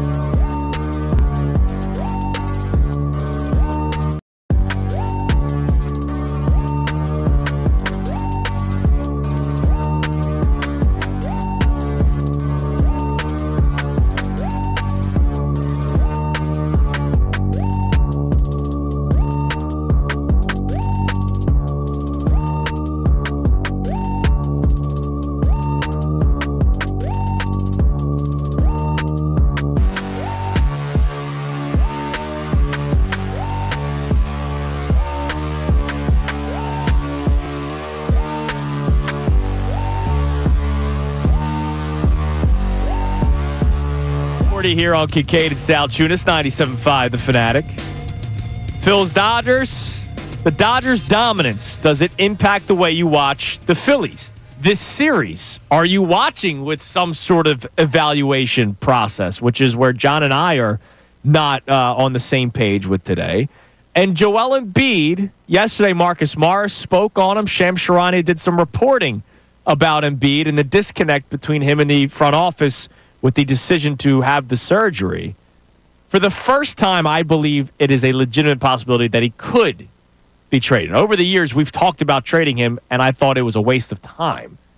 But do you believe for the first time that it might actually be a legitimate possibility? You can answer those questions at 610-632-0975, Johnny. And we both do believe this is legitimate, that they could. Yeah, it was a waste of time the last couple of years. It was. I thought it was ridiculous conversation. But now, I wonder, do you actually feel like it could be a possibility? So I think they'd consider it. We'll get into all. Well, yeah. I mean, look. I think they've got to consider it. And if they don't, as much as I love the guy, they would reckless. be wrong to not consider it. Can I ask you something? Sure. If you took away his what's it say behind you? Yeah, exactly. Kincade and Salciunas. His God-given talents. Yes. We all respect the hell out of that. Oh my God. Yeah. What is it you love about him? What is it that I love about him? That he, like that you he said, has God-given talents. No, I mean, his God. Okay, is there anything other than because to me, where we have had a disconnect. I don't like. I think his unprofessionalism, his inability to do the right things, even at the age of 29 years old, his ability to always make the selfish decisions over the one like last summer, instead where it threw away this season.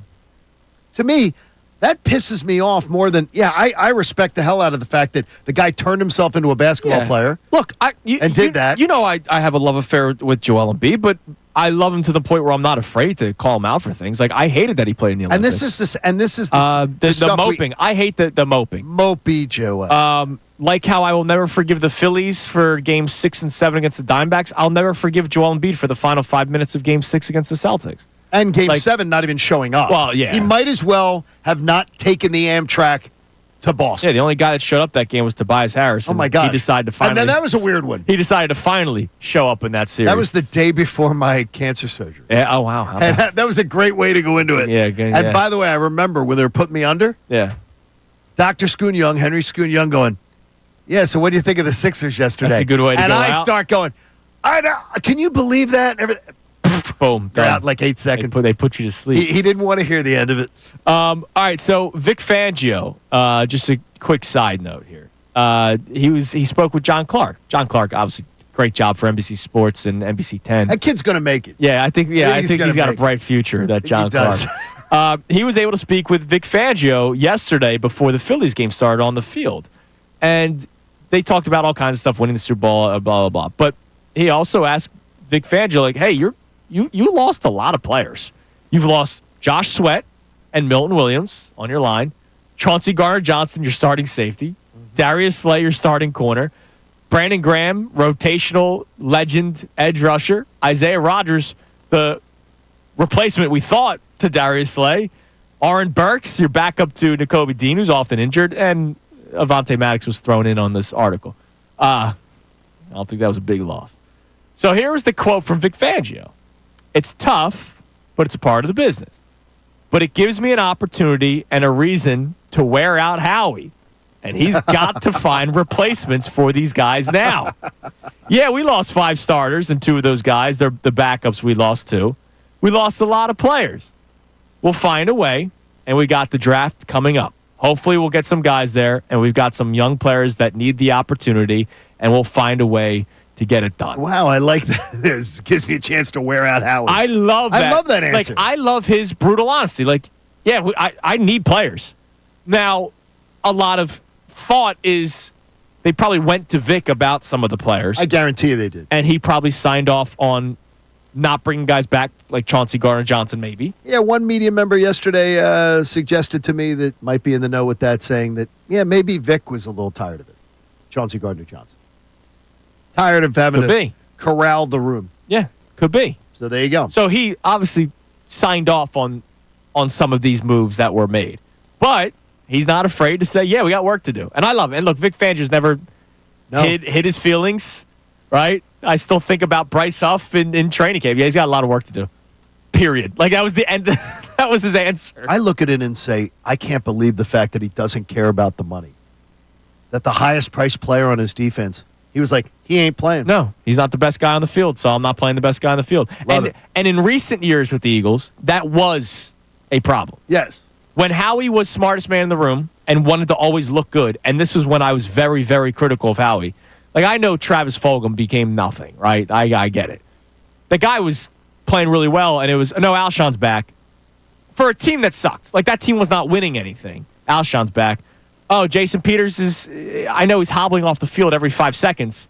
We're paying him a lot of money. He needs to play. Vic Fangio, he don't care. He does not give a damn what guys are getting paid. He's going to play the best players out there, and that's how it should be, by the way. Doesn't matter how much people are getting paid. Play the best guys. All right, what do we have on the text line so far this morning, Con?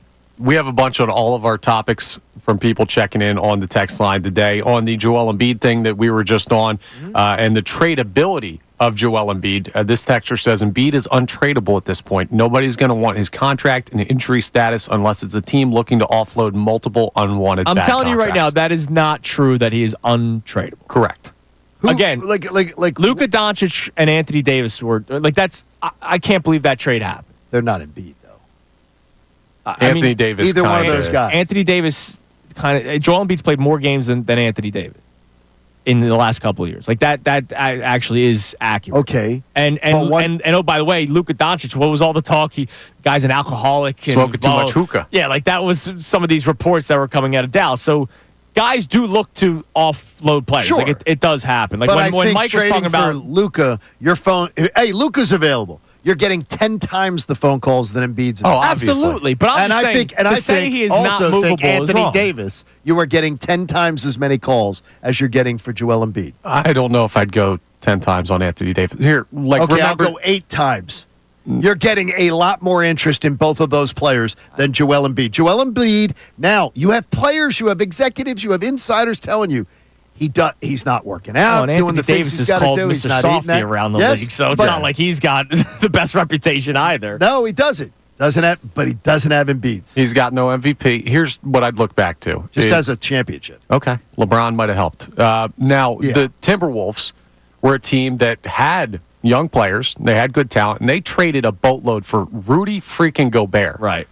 Like, Rudy Gobert stinks. The dude can play defense, and that's it. Yes. He can't make a 2-foot shot. And they rolled out the Brinks truck when it comes to tradable capital that they use for him. Wait a minute. How many games does Rudy Gobert play in a year in his career? Yeah, but But he's not good. Yeah, No, but I he's got not- you. Right. Like But that's the point. But he's there. And that was more of a contract thing, wasn't it? Too? I mean, Rudy Gobert plays, 70 games, 75 Yeah, but games, 81 games. Right. I but he's know, not that. But what Connor's making the point, it was a bunch of picks. Like Embiid might not get that much because of the inability to stay healthy, but he's going to get something. Like, just to say that he's not movable. Like, to the texter's point, he is movable. Absolutely. There would be somebody that would take the flyer on a superstar when healthy player. The only problem is he's not very healthy, which is why the return would not be as great as the Rudy Gobert trade. Yeah, I don't think he's tradable right now because I think teams are going to wait and see what happens with the surgery and reports come out about how he's recovering from Right. that. But that's going to be done if it's arthroscopic. He's going to be ready to go before the next season if things go well. So if we get to like a month before the season, he's very tradable. Yeah, he's not. I don't think you could ever say he's very tradable. Because you don't have that many trade partners, first of all, that could do the trade. And then you got to go to the ones as who's interested? Well, Like what are you doing? If it's not a salary situation where you're trying to get something off the books, who actually thinks they're going to win with Joel Embiid? There are teams out there that think they can win look, with I'll Joel say Embiid. this. Teams that have maybe already a good team and they want to add one more piece. Like, how many times have we talked about I like the Thunder, right? They have 75,000 players on that But team. what have we learned from Herm Edwards? If you're not available, what does it matter? I got you. If you're not working out, if you don't have the professionalism to conduct yourself like a max contract player, what does it matter? I think there are multiple guys like that in the NBA that are all tradable. Yeah. All right, coming up next, we'll reset the show. Also, John is ready to go to war. and he wants it to be week 1 of the NFL season. Oh, yeah. It's Kincade and Salciunas. We'll tell you who next. 97.5 The Fanatic.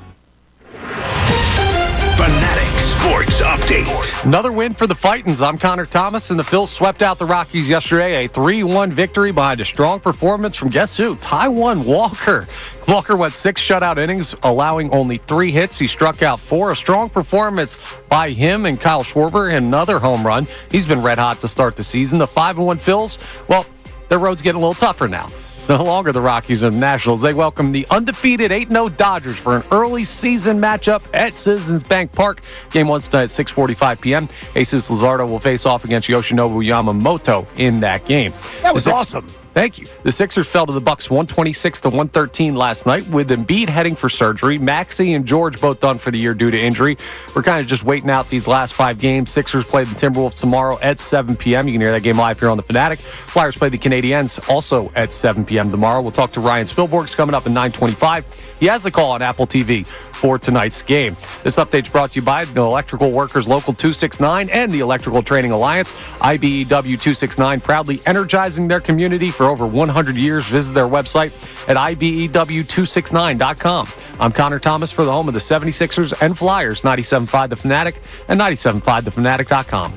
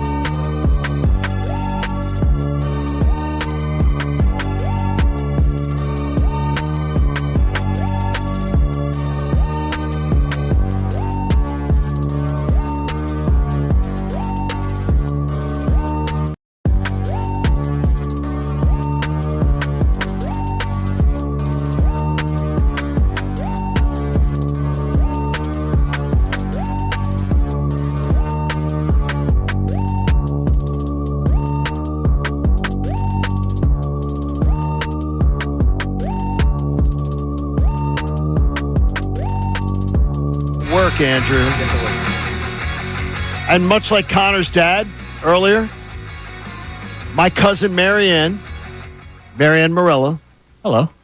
Matt's mama, is retiring today from the Montgomery County Courthouse. Oh, that's awesome. Where she has been a court reporter like forever, even though she still looks very young and attractive. Marianne, congratulations on your final drive to work today. That's wonderful. And she checks out the show almost every day. Oh, congratulations. So congratulations, Yeah, congrats. Marianne. Court reporter, the people that do the typing? Yes. That's an amazing job.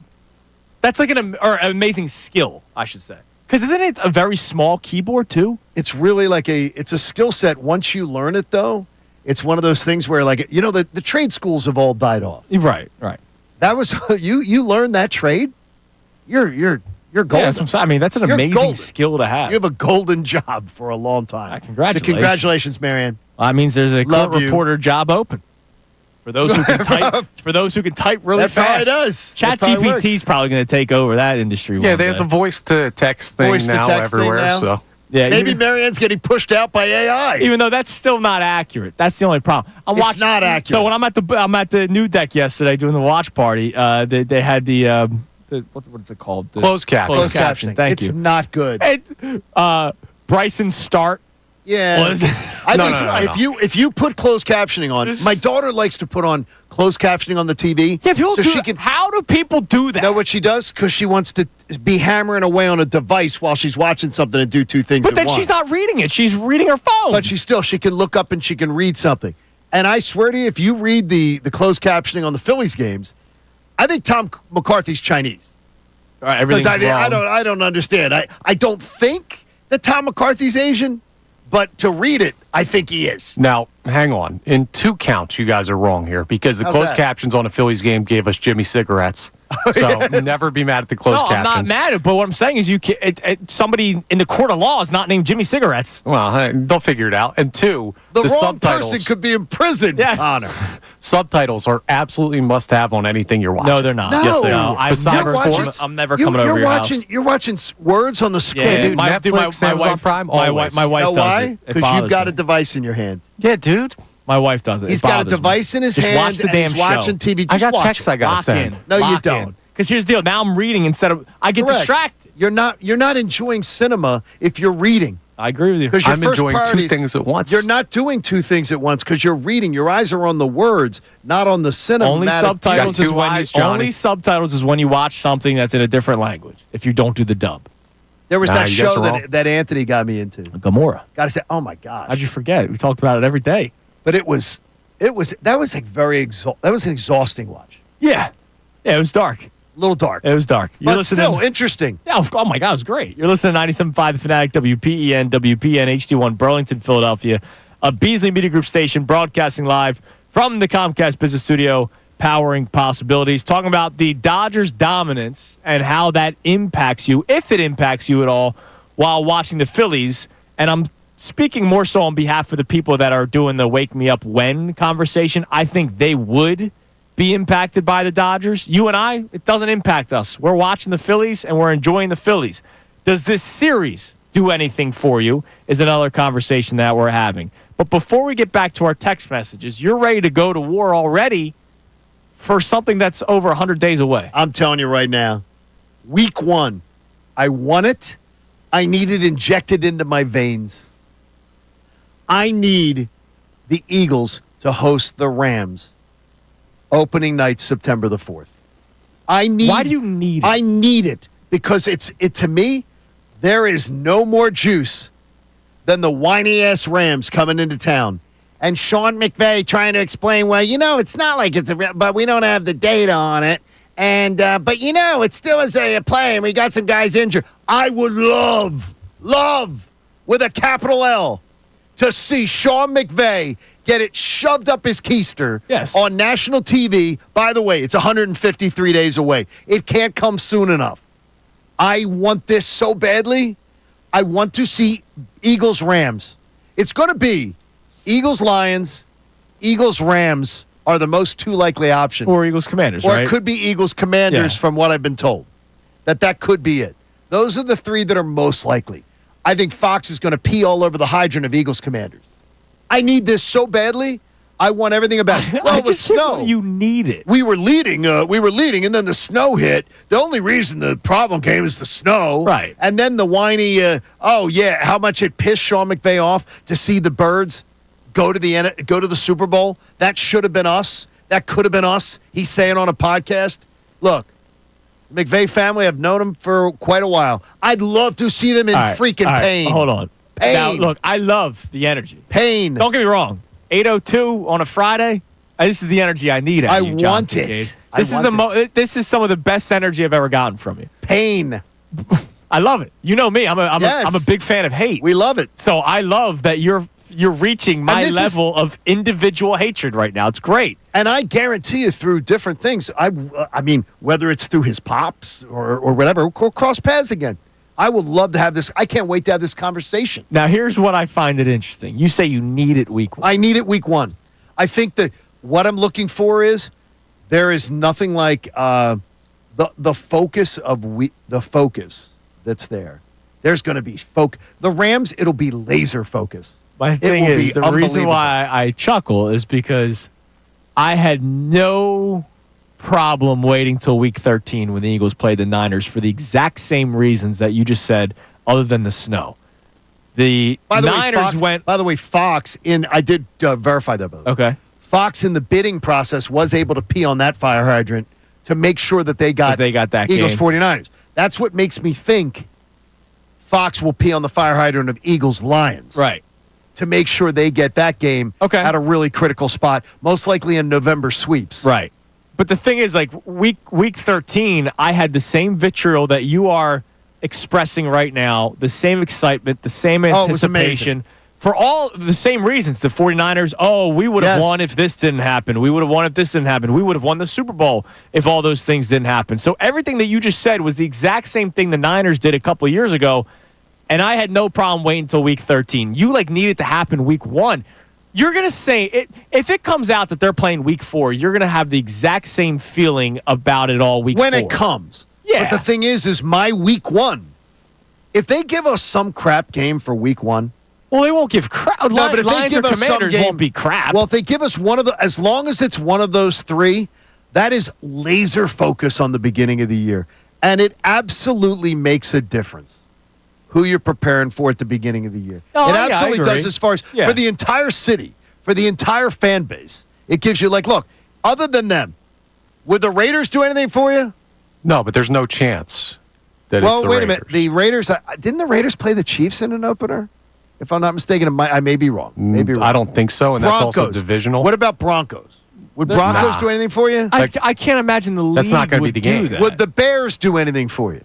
No, but how about Dallas? Not really. I don't think they'd do that week 1. Would they? No, I don't think they would either, and I think Fox always wants one of those games, and NBC always loves Eagles-Cowboys on Sunday nights, always one of their biggest gets. I think it is. It's Lions, Rams, or Commanders, but I need it to be the Rams. I want that. I want every single excuse that's been trotted out, and I want the Birds to trounce them. By the way, last year was Chiefs-Ravens. Chiefs-Ravens that was a great game. That was the one where last play of the game, they didn't get the Mark footing. Andrews' toe touched the white line. The year before that was a little surprising with the Lions. Remember, it was Chiefs-Lions. Yeah, Chiefs-Lions. But the Lions won that game. And they ended up being a team. A very good, really good team. And it was coming off the Hard Knocks, too. The year before, people fell in love with the 2022 Lions because of the Hard Knocks, and maybe that was part of the reason why. But, I can't imagine they would if it's not Eagles-Rams, it's not going to be, Eagles-Seahawks. Eagles-Giants, baby. No, it's going to be Commanders or Lions. I just find it amusing that you are so 153 days. You're already talking about. You're already telling me. How about the fact how many days until you want it? How about the fact that every single morning I do glimpse at the countdown and look at 153 days. It'll put such a smile on my face. You gotta live in now. Can I get through more, Phillies? Johnny. Exactly.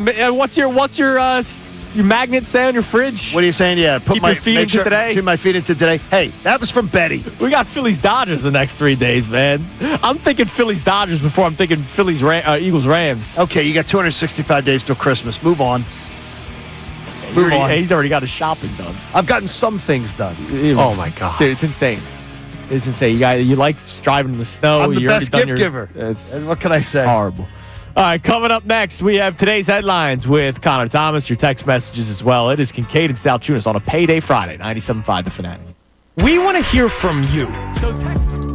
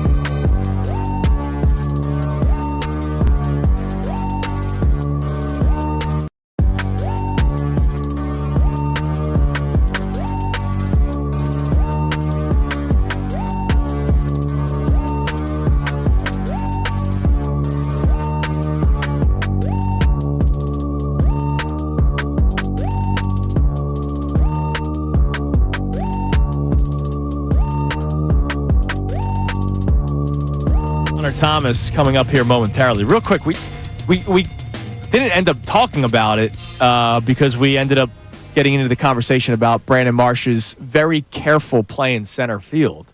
I didn't realize that other people have noticed this, so I'm glad that I'm not the only Tom person. Amansky needs to put out a video that just sit him down and watch it, and then Brandon can just watch how you break on a ball. The steal attempt yesterday. Oh God! What the hell was that? That was a missed sign. It was a missed sign. He thought he was doing the rundown play. Nobody broke. Whoever was on third, I forget, didn't break from third. And he just got caught with his pants down. I don't know who missed the sign. Yeah, right. We don't know who missed the sign. Yeah, but he was obviously confused when he stopped like halfway, put his hands up, kind of like, why is he not breaking? All right. Do we know, did Rob Thompson say that? No. Okay, so we don't know that. We don't know that, but here's the deal. Telling you. No. You can't do the I'm telling you. Okay. Because who's up to bat? Schwarber. Mm-hmm. So a couple things. Okay. A couple things here. Why Why would you try to steal second, then open up a base? To then walk Schwarber. We're just going to walk Schwarber. Right, so it's probably more likely that Marsh missed the sign. No, Thought he got it. Right, and so this falls on Marsh again. Yeah. It is. Yeah, that's what, You're not doing that with you're taking the freaking bat out of Schwarber's hand. Yeah. Right. With guys on base. Yeah, And what did Schwarber do next at bat? 444-foot home run. It's so dumb. Yeah. This team is so bad on the base paths, and it never improves. This is Little League type stuff.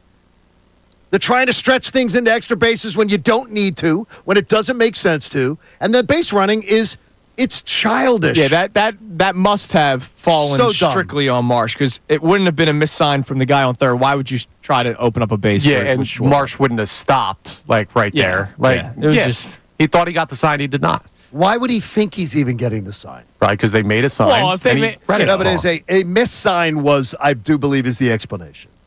Yeah. And that's just, but no awareness. No awareness. Going, wait a minute, who's up? Do I want to steal base here? Connor, you're talking about he's thinking when a ball's coming in, well, I'm playing the Rockies, so we want to do that. We're aware of the opposite. But you're saying to yourself, who's at the plate?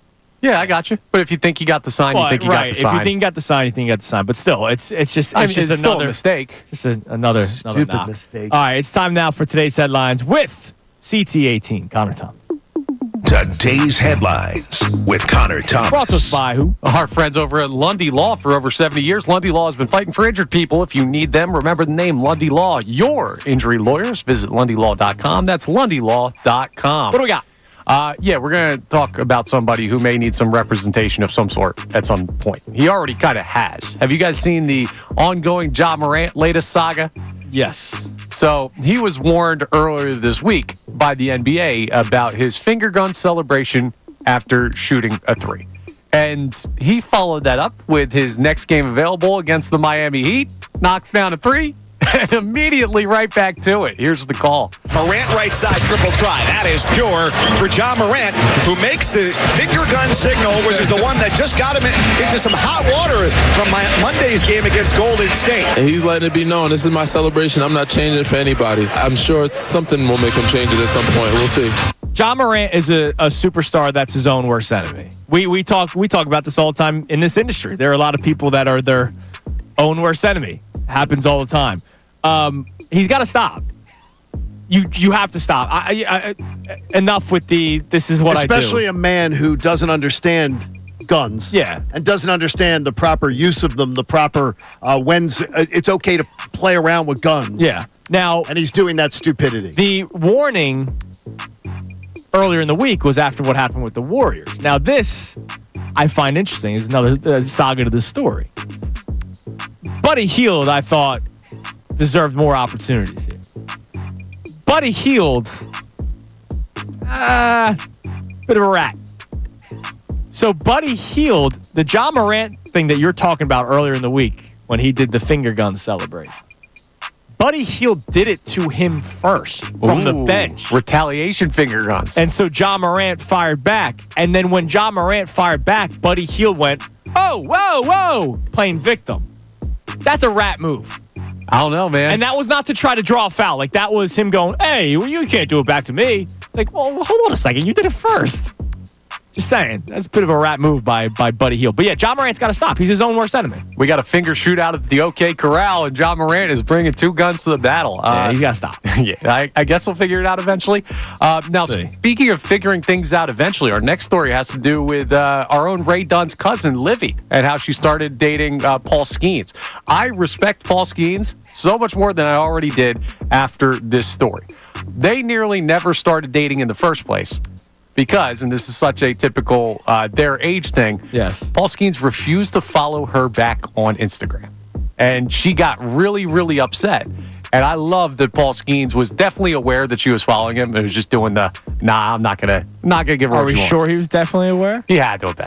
Dude, I barely check my Instagram. One of the here's the thing is, though, there is a kid who does comedy videos, and he's huge on Instagram. Okay. And huge on TikTok. He's a Temple guy. Okay. All the kids at Temple know he's there. Nice.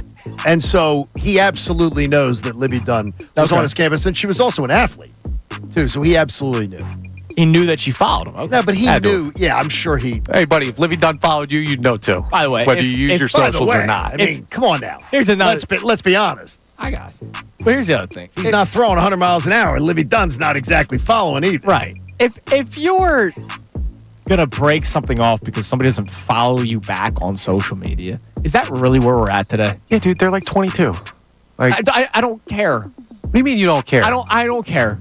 Well, you I don't care what your your age is. Like, really? Yes, dude. Have you talked to a person under the age of 25 these days? Phones are all that matter. No, because I realized I don't want to.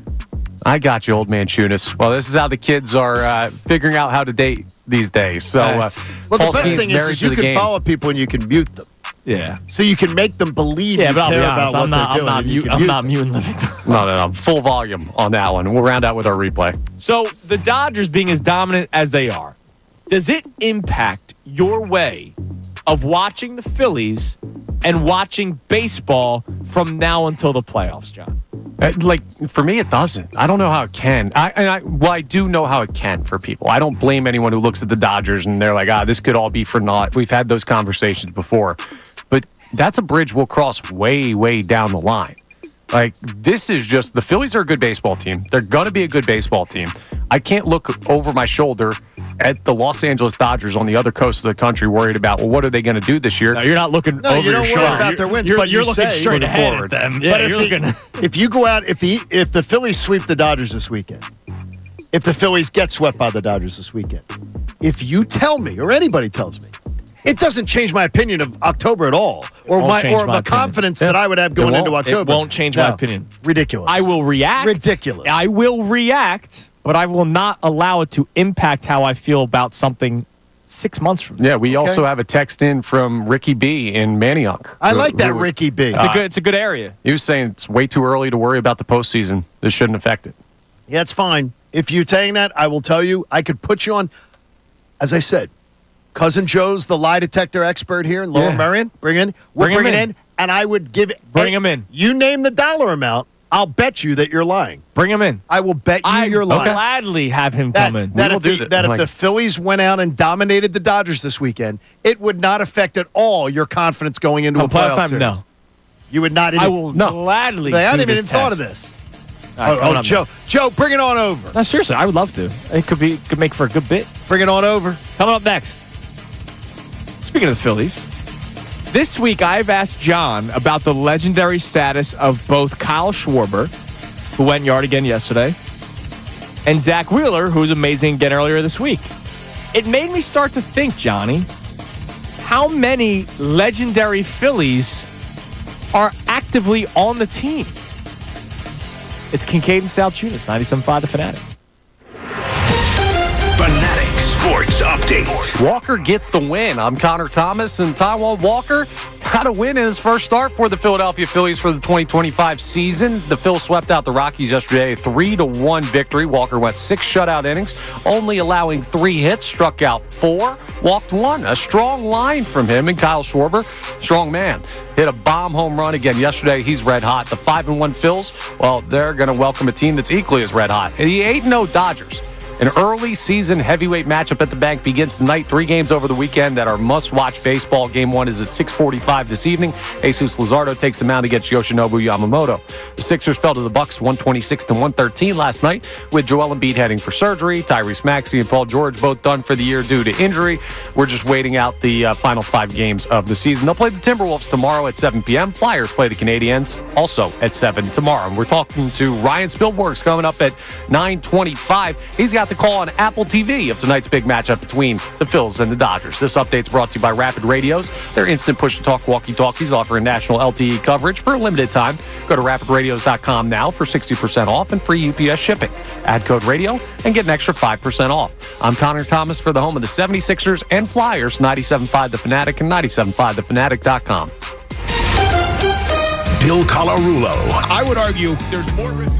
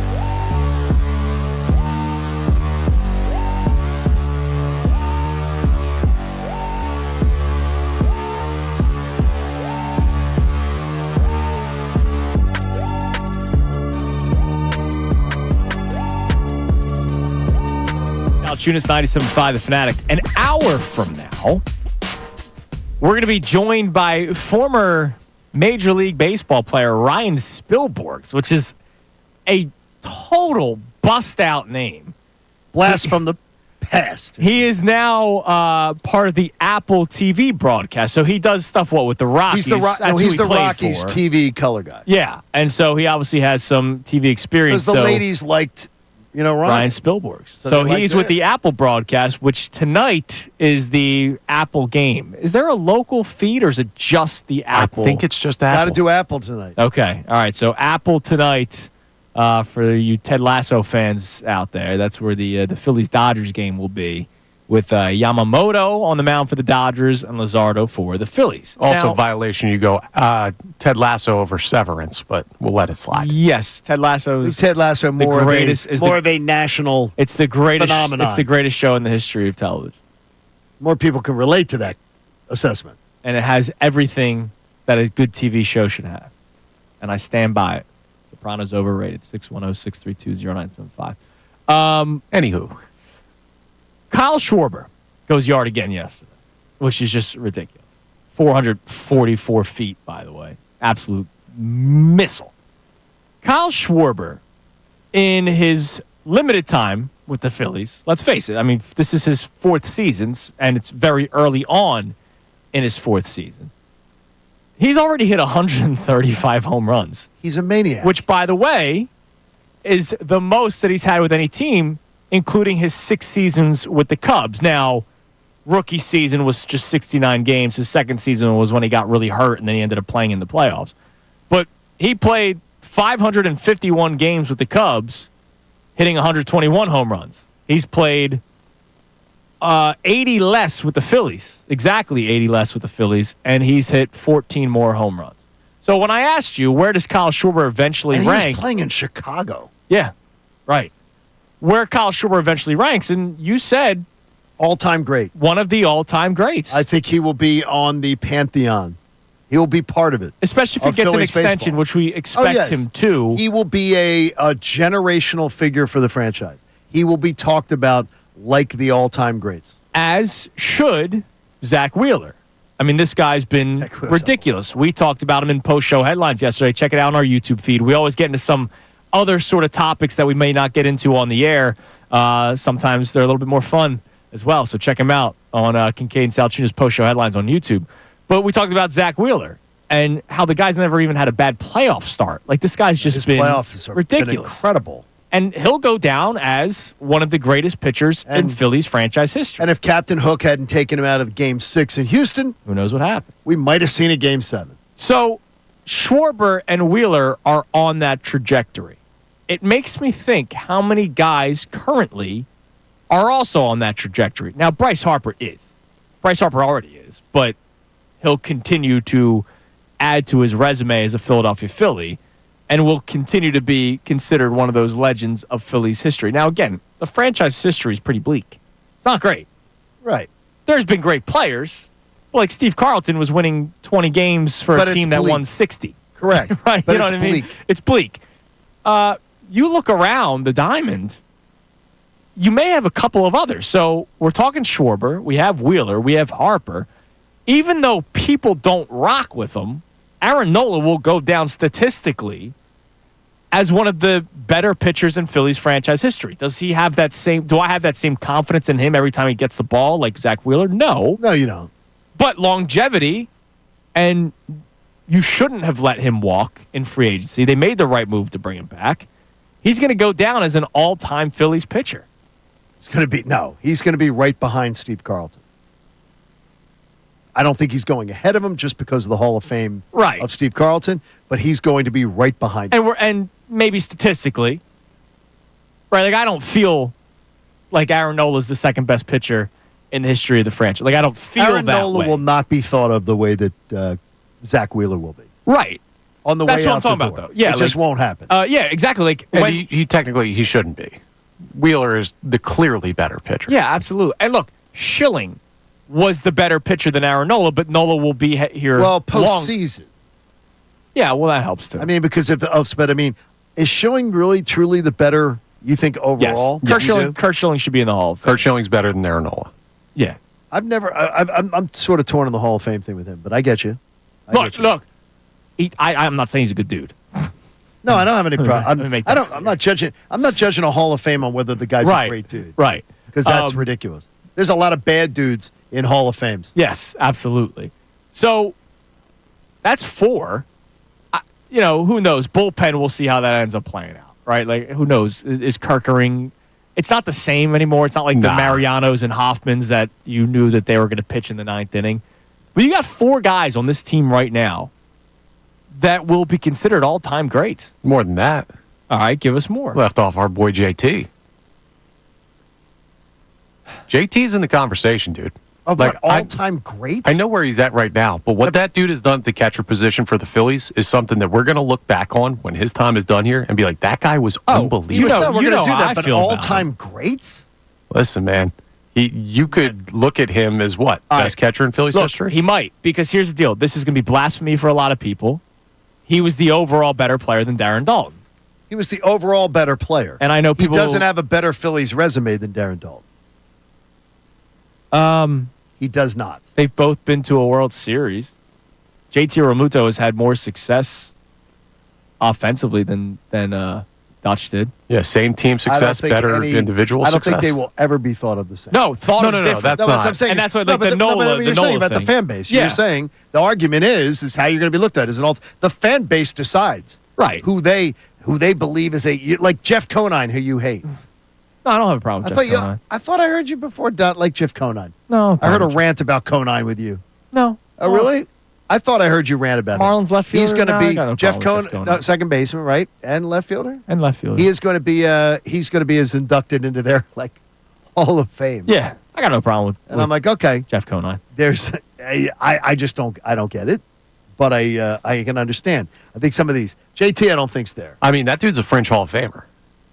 JT is? Yeah, dude. His numbers at the catcher position offensively? Well, it depends on how we're doing this, right? Because Jimmy Rollins, according to versus other shortstops, should be in the Hall of Fame. But yeah, exactly. No, I don't think JT gets a sniff. Yeah, I don't. They'll sniff him. I don't think he's. I don't know if he gets in, but they'll sniff him. There are people that will sniff him all over town. You know what's going to happen? He'll be on. You know when they post the photo? Yeah, he'll be in the picture. And it's here are the players that are eligible. Here's the class. And you look at 18 of the 20 players, and you're like, no way. Maybe JT would be on the picture. To your point, he'll eventually be on the picture. I mean, the guy has had a hell of a career. He's not. I wouldn't say Hall of Fame. All-time great. I mean, I just don't. I think of catchers in baseball, like Salvador Perez will be a Hall of Famer. Yeah, the guy's played 40 years, but yeah, but he's also done more and he's a very good player. Yeah. But yeah, in terms of the Phillies, you're right. JT should be considered down the road as an all-time great for the Phillies, and it's amazing. That's 5. That is. It's Connor a good one there. I mean, there's a lot. I just don't. Plus, I don't think that part of being considered one of the all-time greats, in some way, you've endeared yourself to the fan base, other than just being out there. Right. Like Bobby Abreu. Right. Bobby Abreu never.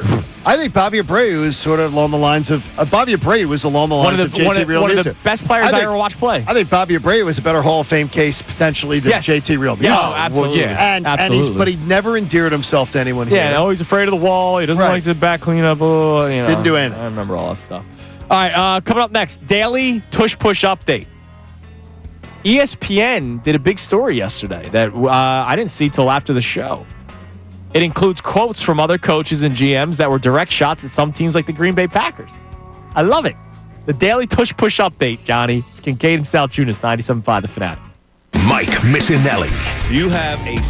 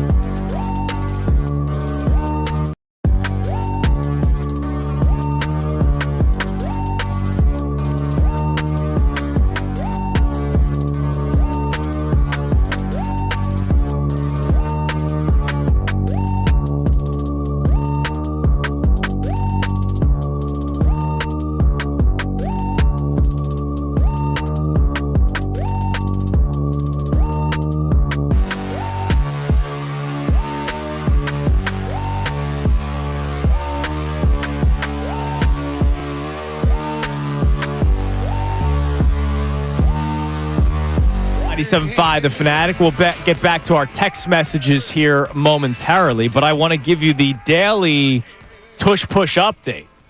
So this story dropped actually during our show yesterday, which is why we missed it. Okay. Kalen Collar of ESPN did a big deep dive on the conversations happening before the league meetings, during the league meetings, and of course, since the league meetings have come to an end, about the Tush Push. It is a very, very long story and very, very well written with a lot of sources, both on the record and some behind the anonymity.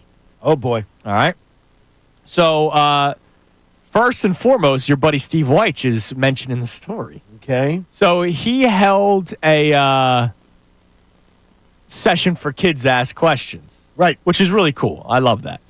And Weich actually asked the audience, what would you suggest to the NFL to make football more fun? And one of the kids went up, and he was 11 years old, and says, more tush pushes. See, they liked it. So there's an 11-year-old kid who's, by the way, wearing a Jamar Chase jersey, according to the story. So a Bengals fan is saying that they want more tush pushes. They think it's actually fun to watch, even though some wussy coaches would tell you it's not a football play. But there's a lot of stuff in this story. Now, Dave Canales on the record saying if it's a competitive conversation, the Eagles just coach it better than the rest of us. So I don't want to take away a competitive advantage from the team that figured out how to have the quarterback sneak be so effective. I love you, Dave Canales. Thank you for being on the record and being in favor of the Philadelphia Eagles. Now, two sources in Tuesday's voting session said clubs were still split. So they had the number at 16. So they had it at 16. ESPN had the number at 16.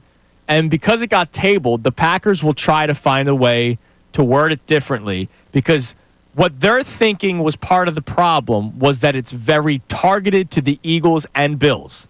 I love that they mentioned the Bills because the Bills also run it a lot. So what they're going to try to do is try to eliminate any pushing and pulling in football, period. You know what that's going to mean? No pushing for the first down. You're not allowed to, like, when your tight end catches a ball. Yeah. You're not allowed to run up behind and push him forward and gets 2 extra yards. That would be a penalty. You would get flagged for a penalty, which would negate the catch. Yeah. I don't think teams are going to go for that. I hope not. I don't think they will. It's been a gentleman goes the other day, hey, old man, you got to understand, pushing's not a part of the game, and it didn't use to. I said, no, it is. It's been 21 seasons where it's been part of the game. I've seen it. Yeah. So that's a generation for those of you out there.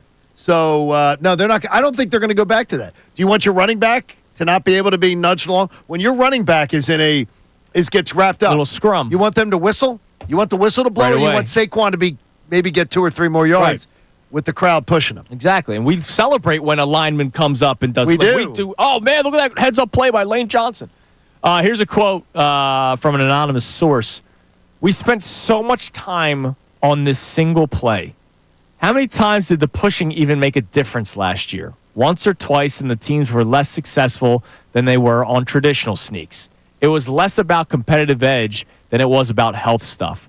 Why was this specific thing the most interesting? They actually did the math. I'm trying to find it in here somewhere, but it was like less than 1% of the plays over the course of the season were the tush push. So we're arguing over a play that was run less than 1% of the time and averages about a yard. One general manager, again, anonymous, says, quote, this feels like sour grapes and they're hiding behind player safety. That's the thing that's bothering me the most out of all this is the hypocrisy, right? Sean McDermott talking about player safety, and yet they run it and will continue to run it if it's not banned. And so I love that there are GMs speaking to people from ESPN saying, yeah, they're hiding behind this whole player safety thing, and it's not just the Eagles that are doing this. No. Because the Eagles have been the Eagles are on the record with their disdain for what's being said. I love that this is another reason why I need the Rams to come in here. And Sean McVay, he'll be able to make it. I'm going to give you an explanation for why we think about it. Yeah. I need it so badly. Now, here's a quote from... It's so much fun. Here's a quote from Sean McDermott that we missed when we were playing the audio the other day. So he was eventually asked about this reported conversation where Howie and Sean McVay and Sean McDermott and others were having a heated argument in the hallways or whatever. So I don't know who the third person is, but we know Sean McDermott, Sean McVay, and there was another person that was on the side of banning the tush push. Let's just say Matt LaFleur. Okay. Because he is. We know that he is. Eyebrow waxer. Quote, you've got 2 or 3 passionate guys, coaches, and in this case, Howie, the GM, that are sharing their thoughts. All 3 of us are just doing what's best for the game. Oh, bullcrap. What do you mean what's best for the game? How do you know that this is what's best for the game when you use it? Like, that's the funny thing. Oh, I'm just trying to do what's best for the game, guys. That's a wild thing to say when you use it. Correct. Yeah, they're lying through their teeth to us. They are. They're just wimps. Oh, God. It's unbelievable. But, if a guy came up to me on the street, said the sky's red. Okay. I would not spend an hour arguing with that guy that it's blue. Just be like, no, it's not, buddy, and keep walking. At some point, you have to acknowledge that they're flat out lying about the reasoning behind it and the reasoning they're using to try and ban it. And Goodell's going to get his way, probably. That's wrong. And that's just, it is wrong. And I don't want it to just be glossed over. Trust me. It's not glossed over. It's the biggest topic in football right now. So people aren't going to miss it. When it's done, people will be like, the Eagles got screwed. I don't mind having a vindicating thing for the team heading into a season where they're trying to defend their championship. I think it's weak. I love the agenda. I love the agenda of these teams. I think this is perfect because what do they always have is that coming off a championship, coaches will talk about complacency. Coaches will talk about distraction. And this keeps the Eagles laser focused because you've got so many teams that are trying to shut them down over something that they shouldn't be shut down about. Yeah, there's a lot of things. This creates villains. It creates this couldn't be better. I think this ends up going to be a great thing. Can the weak nerd be the villain? Yeah, the weak nerds are the villains. Yes, believe me. I'm telling you. Team Pilates, seriously, they were all on one staff, and I covered that team in Atlanta. They were all on one staff, and they're all together. McDonald, he was McDaniel, nothing. yeah. He was literally running the film machine. Yeah, Mike McDaniel, and you got Matt LaFleur, and because he's quirky, he's a good head coach. Yeah, Matt LaFleur. What do we have on the text line, Connor? All right. Hang on one second. Right. We've got to look at the Phillies and a lot of people on the Dodgers-Phillies series. Alfie from Abington checks in and says, Dodgers are not leaving Philly undefeated. Respectfully, F the Dodgers. Yeah, I expect the Phillies to win a game this series. I'm not going JK11 guarantee that they're winning the series. They're winning the series. That's a wild guarantee to make. I'm going to be very disappointed. I expect something on Monday if they don't win the series. You expect something? Yeah. We might need a ban on guarantee. What? Please. You need to buy me something. I think you disappointed me. Month-long ban on John allowing to make guarantees if he doesn't. That's you know what? That might be a 1 month ban of JK11 guarantees. Hey, the sun's going to come up. CT18 is perfect. The sun's going to come up someday. Batting 1,000. That's why it's a guarantee, John. That's why it's a guarantee. A guarantee without putting something behind it and saying, this is something that actually means something. You believe something so fervently, and I do. The Phillies are winning the series this weekend. Well, you believe it, but I guarantee. I gave solid reasoning. I've loved your passion today. I have not agreed with a lot of it, but I've loved your passion. That's today. fine. Bring it, baby. Coming up next, we reset today's topics. Also, another big payday for a guy that won't win a damn thing. The NFL makes me laugh. It's Kincade Salciunas, 97.5 The Fanatic. Sports Update. A big early test for the Phils. I'm Connor Thomas, and the Phillies swept out the Rockies yesterday, 3-1, behind a strong performance from Taijuan Walker. He went 6 shutout innings, allowed only 3 hits. Kyle Schwarber went yard again. Everything's great. But it's a lot easier when you're playing the Nationals and Rockies compared to their next opponent. It's a big early season test as the 5-1 Phils now welcome the 8-0 Dodgers to Citizens Bank Park for 3 games this weekend. Game 1 is tonight, 6:45 p.m. Jesus Luzardo takes the mound against Yoshinobu Yamamoto. The Sixers fell to the Bucks 126-113 last night with Joel Embiid heading for surgery. Tyrese Maxey and Paul George both done for the year due to injury. We're kind of just waiting out the last 5 games. The Sixers will play the Timberwolves tomorrow at 7 p.m. Flyers take on the Canadiens up up in Montreal at 7 tomorrow as well. We'll talk to Ryan Spilborgs coming up at 9:25. He's got the call for Phillies Dodgers on Apple TV tonight. This update is brought to you by Wawa. With Wawa's new $2 for $6 menu, craft the order you want with options at $2, $4, and $6. Limited time only. Gotta have a Wawa. I'm Connor Thomas for the home of the 76ers and Flyers, 97.5 The Fanatic and 97.5thefanatic.com.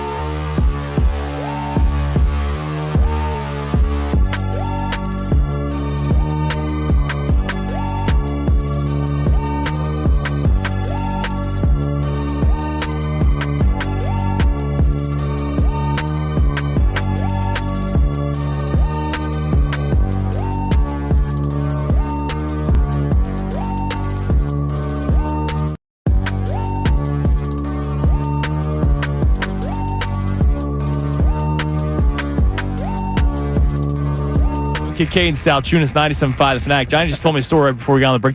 That's like embarrassing. By the way, DraftKings has the video of it. Did you see the reel of when Stafford was playing golf with Bryson DeChambeau? Oh, yeah, and he tried to make the catch. And DeChambeau's like, yeah, I played football.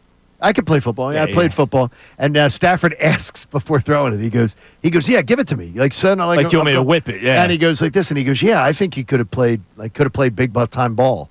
And Stafford throws the ball. The ball goes right through his hands and hits DeChambeau in the face. Yeah, you can't express that kind of confidence. Now, thankfully, it drilled him, and then the ball continues to go past DeChambeau. So that's the speed. Yeah, you got to be careful with that. That's unbelievable. I had a recent experience. Okay. Sorry if you're listening. All right. I had a recent experience in my Sunday league where a guy claimed that he used to pitch Division I baseball. Oh, okay. Well, Division I baseball, he had to play for one of the bigwigs. LSU. You're airing this guy out. LSU, South Carolina, Florida, Georgia. He pitched this past weekend for us. Oh, man, you did not pitch D1 baseball. Well, where'd he go to school? I don't know. Wait a minute. I have not had the conversation. Somebody says to you, I used to do not this. Not to me. He said it to the guy who kind of runs our team. Okay, well, then I would say to the guy that runs the team, what school did he play for? Did he pitch for? Because I'm going to Google him. I used to love it because I don't know how many ex-guys I've met who were like, I was one knee injury away, or you know, and I'll go, what's your name? Yeah, let me find it. I said, let me Google that. You can find CT18. I said, you can. Hell yeah, you Numbers can, look good, baby. It's just it's a wild thing to lie about and then like not. It doesn't make sense to me. Good. It doesn't make sense. Yeah, people lie all the time. Welcome to the Tush Push. Yeah, but the thing is, though, it's something that could just be researched easily. Yeah, and then you show it. It can be researched. All right, so what we've been talking about, Phillies-Dodgers begins today, and we'll preview the series a little bit more coming up in the 9 o'clock hour. Ryan Spilborgs, by the way, is going to be part of the Apple TV broadcast, former Rocky. He's going to be on with us coming up at 9:25, and because he's part of the Rockies TV broadcast, we can talk to him about this past series as well. But the dominance of the Dodgers, does that impact your way of watching the Phillies at all? When it comes to watching the 2025 Phillies, knowing what the Dodgers will accomplish, at least in the regular season, right, and the fact that they are the defending World Series champions. So it's not like we can do the whole, well, they've never gotten over the hump, because they got over the hump last year winning the World Series. Does that impact your way of watching the Phillies at all? And are you basing any sort of Phillies evaluation in this upcoming series? Johnny is going to allow either a great series or a bad series impact the way he feels 6 months from now. Yeah, I'm absolutely going to say, I promise you this, anybody who tells you differently, you're going to see it. It's going to be, we are going to hear about this Dodgers series. It will be a drinking game on the Fanatic. From texters, from callers, from people on Twitter. How the Phillies do against the Dodgers is going to greatly impact this fan base. It is going to be either, well, that's why I don't think that wake me up in the playoffs, because I don't think this is why I think it. Right. We can't beat them. We can't beat them. See, we had a chance to play them. Look what we did. It doesn't matter that it's April. It's April the 4th for them too. Yeah. It is them. It's April the 4th also. Right. This is a more perfect reason chance that it doesn't really matter that much. That's fine to say it. And everybody's right to their own opinion. If our pitching staff gets raked by the Dodgers bats, it absolutely is translatable to being able to say, next time you play them, there's a really good chance that happens again.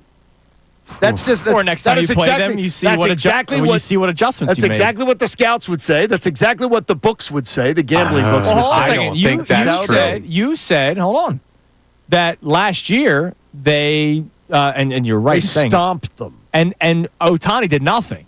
They pitched Ohtani incredibly well. Well, what if Ohtani goes, all right, this is what they did to me last year. He could have. I'm going to be prepared for it in this upcoming series, and he hits 6 home runs. Well, here's what I would say to you to that. In July, before the All-Star break, the Phillies outscored the Dodgers 19-5 in sweeping them here in Philly. Mm-hmm. Then they played them again after the All-Star break, where Ohtani would have had time to make those adjustments and do that. And though he did a little better, they still kept him under control. What if he does even better this time? Well, then he now could. has more. Now you're getting info. into too many. Yeah, that could very well be. So in other words, I'm getting into too many. It's April 4th. That's why there's too many. No, so in other words, you cannot look at anything in sports and say it mattered. No, John. Now you're taking the furthest point to try and prove something about the nonsensical idea that April 4th has anything to do with October. You're telling me that it doesn't have to have it. It's whether it affects the psyche, Connor. This isn't hard. I'm not saying that I never said to you that it determines what's going to happen in October. What I said to you is, if you're telling me that if the Phillies sweep the Dodgers, that you won't have more confidence that the Phillies can beat them in October, I'll just be happy. You're lying to me. I'll just be happy and excited that they swept the series. And if they get their backsides kicked, you're telling me, no, that doesn't affect me at all. They'll beat them in Dodgers. It won't affect me. Ridiculous. And I won't say, if they get swept by the Dodgers, I'm not going to sit here and say, don't worry, they'll still win the playoffs. I won't have any sort of reaction other than, damn, that sucked. Damn, that sucked. Our pitchers couldn't stand up to that lineup. In 3 games in when I watched them stand up to the exact same lineup last year, yeah. This is people. Remember, these are the same fans, right? We're the same people here in Philadelphia. Yeah. Okay. The same fans who we see them quarter to quarter in football games. We see them inning to inning in baseball games. Make grand pronunciations on what the Phillies are and aren't. Opening day. Oh yeah, but I'm talking about myself. I'm not talking about it is. But I'm talking everybody. I'm talking about the fan base. I'm talking about the people who watch our show, the people who listen to our show. Well, you're also talking about yourself because you feel that way. I don't. It will be overwhelming because if you're not affected, if it doesn't affect you at all, if you say, yeah, that doesn't mean anything. Nothing means anything. Hand up. Then there you go. Doesn't mean anything. I'm telling you, it's a lie. I'm telling you both. We're both telling you it's not. Bring in the worst Mr. Come on, Mr. Joe Hunsaker, you get in here. Come on. Bring the lie detector. It's April. He's busy, and there might be criminals here in the Lower Merion area. When it lies, it's when it goes crazy, right? Flat line. And the question would be flat line. The question would be asked of you both. Let's say after this weekend. Sure. Did anything that the Phillies did this weekend, will it affect your thoughts of their chances to beat the Dodgers? Well, if you say the word anything. No, that's what I'm saying. And I see Brandon Marsh go 0 for 15. No, but that's it. No, but then that's exactly the point I'm making. No, but I could see Brandon Marsh play poorly against the Rockies and the No, but you Nationals. just said it. You made the point that I'm making. It would affect you. If anything's going to affect you, if you're just like, doesn't matter. No, it won't matter. You're fighting for crumbs here, John. Come on, Yeah, no, you're not. We're feasting at the table, and you're fighting for crumbs on the it's side. logic, because we have a fan base here that is affected inning by inning. Okay, that doesn't make them... At bat by at bat. If you're telling me that this weekend series isn't going to make an impact on them, you're being foolish. We're telling you it won't on us. I'm going to ask for a poll for the final hour of the show. But we got to word it where it's whether they play well or play poorly. Because if some, Yes, absolutely. It has to be worded. How this series plays out, will it impact your belief on the Phillies' chances to beat the Dodgers in October? All right. Will it affect you in any way? In any way. And it could be something positively simple or negatively. Or it could be positive. It could be positive. It could be negative. Yeah. Or you could be a cyborg, which has no feelings or never has emotions. Hi, I'm Robot Andrew. I don't believe you. You could text in. I don't believe you. I'm telling you how I feel. Because you guys go nuts. But you just said you made my point for me. You made that, well, Brandon Marsh, if Brandon Marsh goes 0 for 15, then it affects and then me. at the trade deadline, they acquire a center fielder. Or Johan Rojas turns into something. Or Justin Crawford comes up. Then it's April 4th. Yeah, but then your opinion can potentially change on that player. My opinion can change on the team. On that player. It can. But I don't believe that this series or this past series has or the no series impact before will impact how I feel about the Phillies 6 months from now. Hopefully they get to play in 6 months. I expect that would be a lot of fun. They will be. I don't know. We always miss at this point. I think they win the NL East. In the modern era, we've been missing the Dodgers. Yes. In this, back in the 08, 09 every year. We had them 2 times, right? Yes. Jonathan Broxton probably still has nightmares about this team. The J-roll walk-off. That was the best. Geno Smith got paid yesterday, as expected, getting a contract extension. I thought he had just gotten paid, which is weird. He did just get paid when he signed that 3-year contract with the Seahawks, but he got the 2-year extension. I think he had 1 year left, so they added 2 more years to it. 2 years, $85.5 million. So that's over 40 per, 66.5 of which fully guaranteed. So, if we're just going to break it down split, that's $33.25 million guaranteed per year for a guy that might win them 7 or 8 games. And that, to me, I just laugh at when it comes to the sport of football. What is it they think he's going to? Is he going to be the bridge to the quarterback they draft this year? I would Because, by the way, imagine- that is something that Pete Carroll talks about as being a strength of his. Good teammate. Yeah. Good teammate. He cares about the younger players. He's invested in their success. He's not Aaron Rodgers. Right. He's not Brett Favre. Right. He's not one of these guys who's like, they're here to take my job. I'm not going to do anything with them. 40 per? No. 40 per to But be wait a a minute, good whoa. mentor? Well, what's Brock Purdy going to make? They're saying it could be around 50 to 55. Then 40 per is perfect for him. That's I way understand. too much. I understand. No. for a bridge. Not if Brock Purdy's going to make 50-something. No. Yeah, but That's when not Brock bad. Purdy gets paid, and they shouldn't do it, I don't think the they should. 49ers are going to think that they still have a future to win. Like, nobody's saying, I don't even think the Raiders are saying, we think we're going to win something with Geno Smith. But because of the going market for quarterbacks. Oh, no, it's hard. They'd It's rather horrible pay prices. a guy 2 years. I would rather draft the rookie and let him try to swim. Like, what are you paying this dude that much money for? One of the things can be with a franchise. And by the way, he seems like a great guy, so congratulations, They Geno may Smith. feel that we need to win in Vegas. Even though they sell out every game, they are one of the most successful franchises at printing money right now. Yes. Because I think visiting fan bases come. We were there for it. You weren't out with us on that one. It was 50-50. Eagles fans, Raiders fans. They may feel like, look, we really want to establish, we have to give this local fan base something to believe in. The Vegas Golden Knights did it, and the Golden Knights are a cash cow out there. I think maybe that's all I can think of. That's the only theory I would have as to why they would think this is a great strategy. Make them win. Make them win something. And they can win. Make them win. Go to the playoffs, win something. How many games are they going to win this year? Could they win? 6, maybe 7. They won 4 last year. Could they win? Could they win 7, 8? Yeah, I think they could. I think they could win 7 or 8. They got tough. I have to wait and see what they do. They got a tough division that they play in too. All of a sudden, now that the Broncos are a playoff team, being absolutely a little bit better. I don't get it. That's just the way this football is right now. All right, coming up next, we'll preview the upcoming Phillies-Dodgers series. Pitching probables, and we touched on it earlier, but there's a big loss for the Dodgers going into this series. And don't forget, Ryan Spilborgs joins us coming up at 9:25. He'll be part of the Apple broadcast for tonight's game. It's Kincade Salciunas, 97.5 The Fanatic. Tyrone Johnson. Howie so far, outside of Ojolari, I don't believe in none of them. The reason is too much.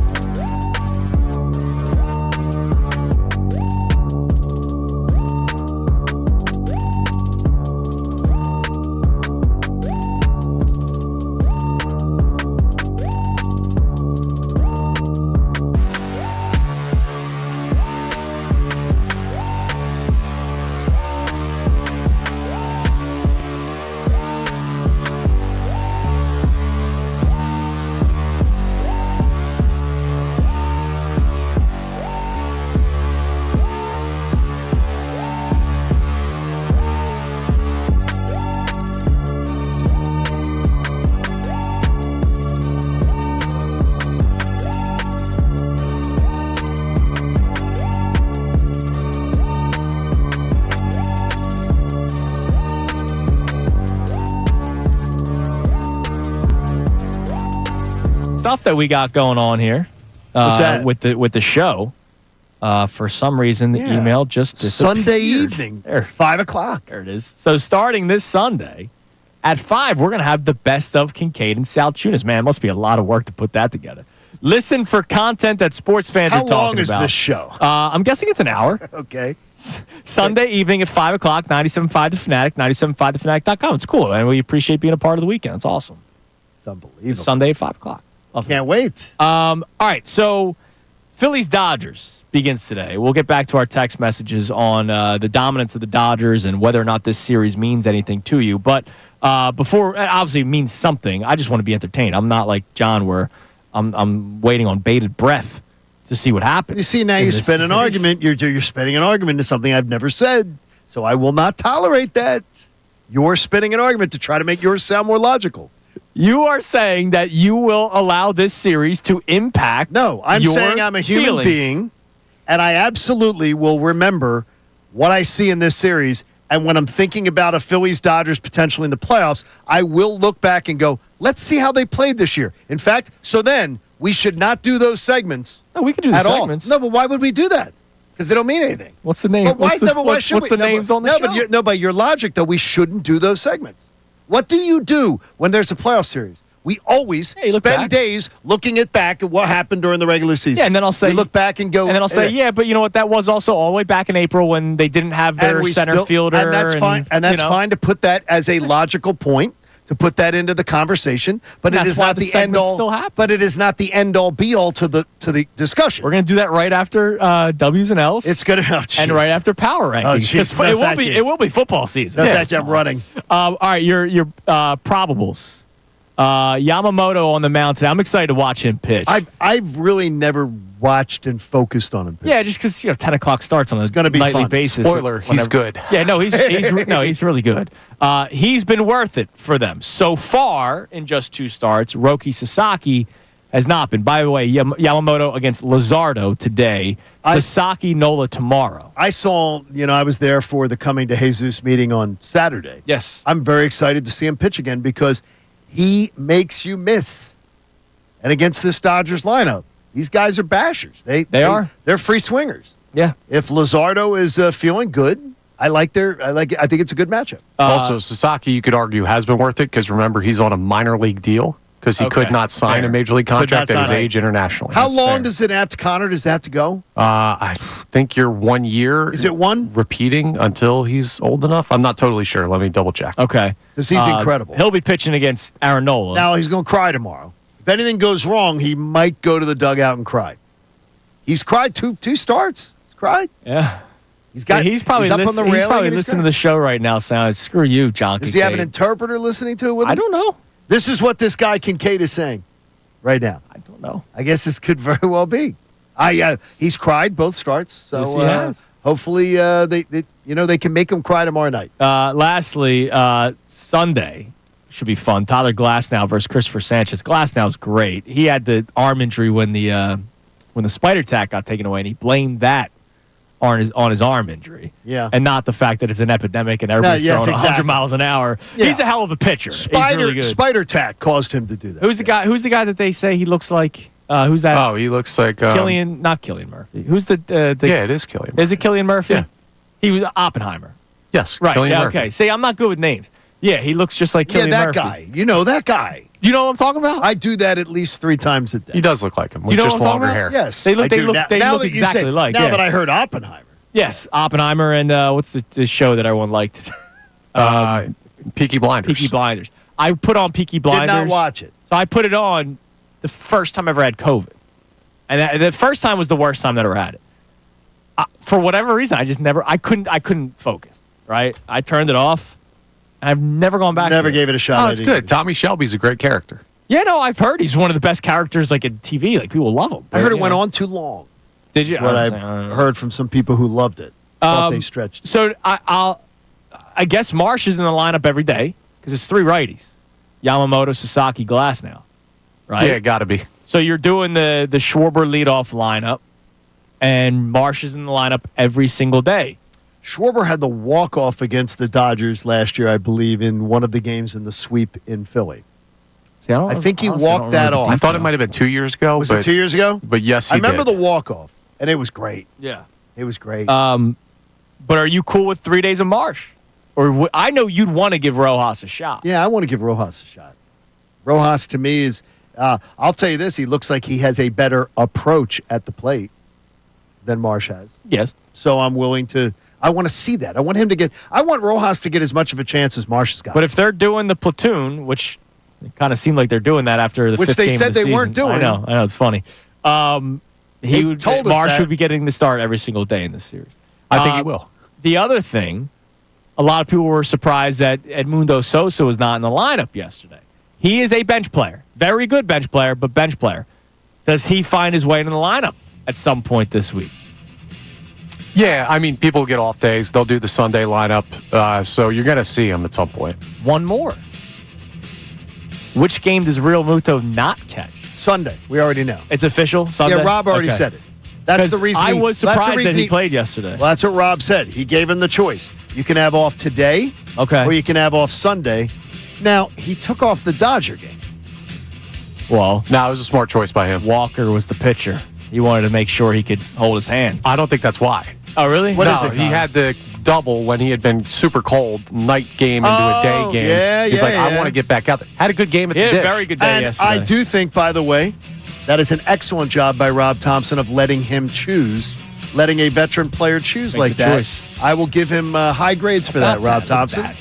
Robbie T getting some love. Now, maybe he can work a little today on Brandon Marsh, learning how to field and how to run the bases. Coming up next, Ryan Spilborgs, former Rocky. He's a part of the Rocky TV broadcast, but he'll be on the Apple broadcast, which is tonight. For those of you who are already scrambling to try to figure out how to watch the Phillies game today, it's on the Apple broadcast. How do I get that game on So, Phil's Dodgers starts tonight. Ryan Spilborgs will be on the call. He joins us next. Kincade Salciunas, 97.5 The Fanatic. Fanatic Sports Update. Phil's break out the brooms. I'm Connor Thomas, and the Phillies swept out the Rockies yesterday with a 3-1 win behind a strong performance from Taijuan Walker. Walker, 6 shutout innings, 4 strikeouts, only 3 hits allowed. It was a great performance by him. And Kyle Schwarber, another strong one from him at the Dish, went yard again in the win. The Phils are now 5-1. And they're welcoming the 8-0 Dodgers for an early season heavyweight matchup. Game 1 is tonight at 6:45 p.m. You can watch Jesus Luzardo and Yoshinobu Yamamoto square off. A great pitching matchup in this one. You'll get those all weekend for this series. Sixers fell to the Bucks 126-113 last night with Embiid headed for surgery. Tyrese Maxey and Paul George both done for the year due to injury. We're kind of just waiting for these last 5 games to get played out. Sixers play the Timberwolves tomorrow at 7 p.m. Flyers play the Canadiens also at 7 tomorrow. And we're going to talk to Ryan Spilborgs coming up next. He's got the call of Phillies Dodgers on Apple TV tonight. This update is brought to you by Bet365. Whatever the moment, it's never ordinary at Bet365. Download the app today. I'm Connor Thomas for the home of the 76ers and Flyers, 97.5 The Fanatic and 97.5thefanatic.com. Vacation? Business trip? Don't worry. You can still hear all your favorite Fanatic shows no matter...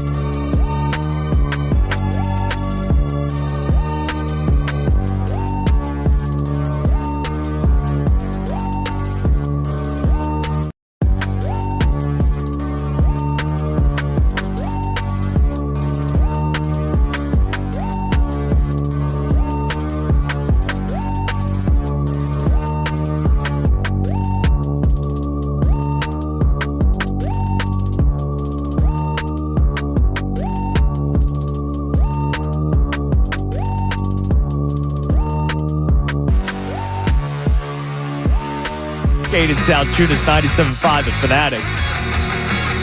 We all got to take a deep breath. It's all good there, Connor. What, did Haley get scared again? Nah. He said the phone situation ongoing, so he's trying to figure out how to get our next guest on. So we're having guests calling payphones now? Is that the plan? Connor's all antsy. I've never seen him so animated back there. It's all right. Connor always delivers. And it's all good, He always delivers. It's all good. It's a payday Friday. It's beautiful. We're cooking. It's all good. And all Ray right. Dunn was in there. And I just got the thumbs up. See? Don't worry about it. Connor, everything's beautiful, especially after the Phillies sweep the Rockies. They're 5-1, and we get to be excited early on for a series against the Dodgers. Now, what's great is with our guest coming up is he was here for it. Yes. Got to see it a little So let's head to the Comcast Business Hotline. Every day in business is a big day. Let Comcast Business help you move forward with what's next. On the Comcast Business Hotline, he is the color analyst for the Colorado Rockies, but he'll be a part of the Apple TV broadcast tonight, which, of course, has the Philadelphia Phillies taking on the LA Dodgers. Former Colorado Rocky outfielder Ryan Spilborgs joins us. Ryan, good morning. How you doing today? I'm doing great. Yeah, thanks. I've enjoyed my time in Philly this week. Yeah, I was going to ask you. I saw you take the video in front of the Rocky statue, which just seems to be the thing that everybody does when they come here, and that's what you're supposed to do as tourists. So I'll ask you, what have you done so far in the city of Philadelphia, especially with your extended stay now that you're doing tonight's game? Well, I always go. So it's one of my favorite runs. I'm a runner, so I usually run every day about 35 minutes. So where we're usually at, we're close to City Hall, and I run all the way down to the river, check out the boathouses, and come all the way back. So I always laugh about running up the steps because it's on my way. So I do it every time I'm by there. Like I kind of joke that the part of the run that Rocky was running was super easy. It's like downhill. So I'm not impressed anymore. When you do run around the city, I'm sure things in baseball and life are bouncing through your head. You saw the Phillies the last 3 nights. What are your impressions of them? They're really, really good. I think there's, it's a veteran lineup. They're probably the third oldest lineup in baseball. I think I have some, watching JT Realmuto fill 2 bags in a game, and he's 34 as a catcher is just like, God, you kind of admire how good he is. And then you're watching Bryce Harper. And, I remember when he made it to the big leagues at 19, right? So the team is in a place where I'm looking at them and I'm like, man, Zach Wheeler has a lot of miles on them. I love the trade for Jesus Luzardo. Christopher Sanchez is nasty. I was like, but I'm also being realistic here. And I was like, okay, Schwarber's a free agent. Realmuto's a free agent after this year. It feels like their window is kind of getting smaller. And I think when I'm watching this Phillies team, especially in contrast to what I've been seeing right now at the National League West, the National League West is nasty. The Padres are good, right? The Diamondbacks are good. Giants have lost 1 game. I think the Phillies have.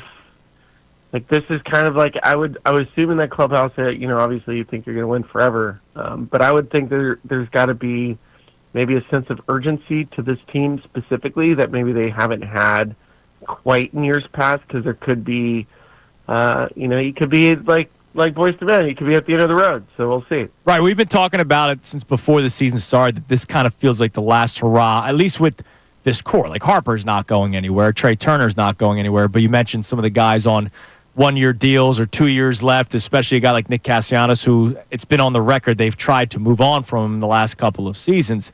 So after last season, when they get beat up by the Mets and nobody really saw that coming, I mean, you've been in baseball locker rooms as a player. How does that motivate you going into a season where it does feel like this might be the last hurrah, and the previous postseason ended way too early for what this team was expected to do?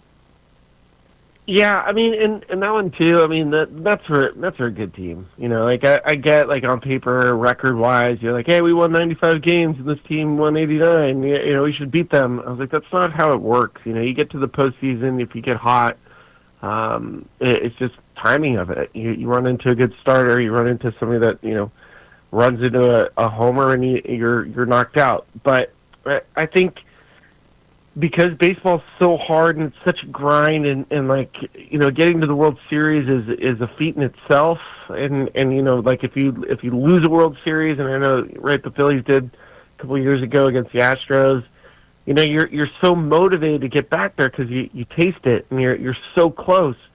But baseball is so unique. It's not. Motivation doesn't do much more to make you play better. You know, like you just can't. You can't, like, baseball is a game where you can't try harder and play better. It doesn't work that way. So, you know, like, I would just assume with this Phillies group is that the attention to detail, everything matters. Every day matters. You get your work in. You know, put yourself in the best position to succeed by, you know, your routine, your training, trusting your teammates, try to get team dinners, like all those little things that do add up over time. And then just get yourself back in a spot where you have a chance to go to the big dance for your last hurrah. I don't think you can have like a video montage like Rocky, and then all of a sudden you're going to win a world championship. It doesn't work that way. You need to stay healthy. You need to be motivated every day, and they should be in a good spot to get themselves close. By the way, Ryan, these Apple TV broadcasts, the video quality of them and everything is absolutely second to none. It's fantastic. We love catching those games. They're a lot of fun. I got to ask you, is there anything that we as Phillies fans could take away from this weekend watching them play the Dodgers that would either positively or negatively influence our opinion on how they would do in October? No, it's so early. I mean, it's April. You're less than 10 games into the season. I think it's a great, you know, it's just two great teams early in the year that get to match up. I mean, like there's more stars right now in tonight's game than virtually any game around Major League Baseball. The fandom of Phillies fans is great. Fandom of Dodgers fans is great. Like the Dodgers are coming in with a super team that could go down. You know, people have said like they're going to win over 125 games this year. You're like, come on, man, but they could. So I think you just sit back, you enjoy it. What you see today is gonna have zero impact of what you see in October. But that's what my partner has been saying all morning to me, and I'm saying, look, I want to see how the Phillies pitching staff does against the Dodgers lineup. Ryan, we've gotten to the point where John's going to bring in a lie detector test to see if I truly feel that way. That they won't be affected, depending on what we see this weekend. Because if I see the Phillies pitchers, you know, mow down that lineup and do really well against it, that gives me more confidence come October.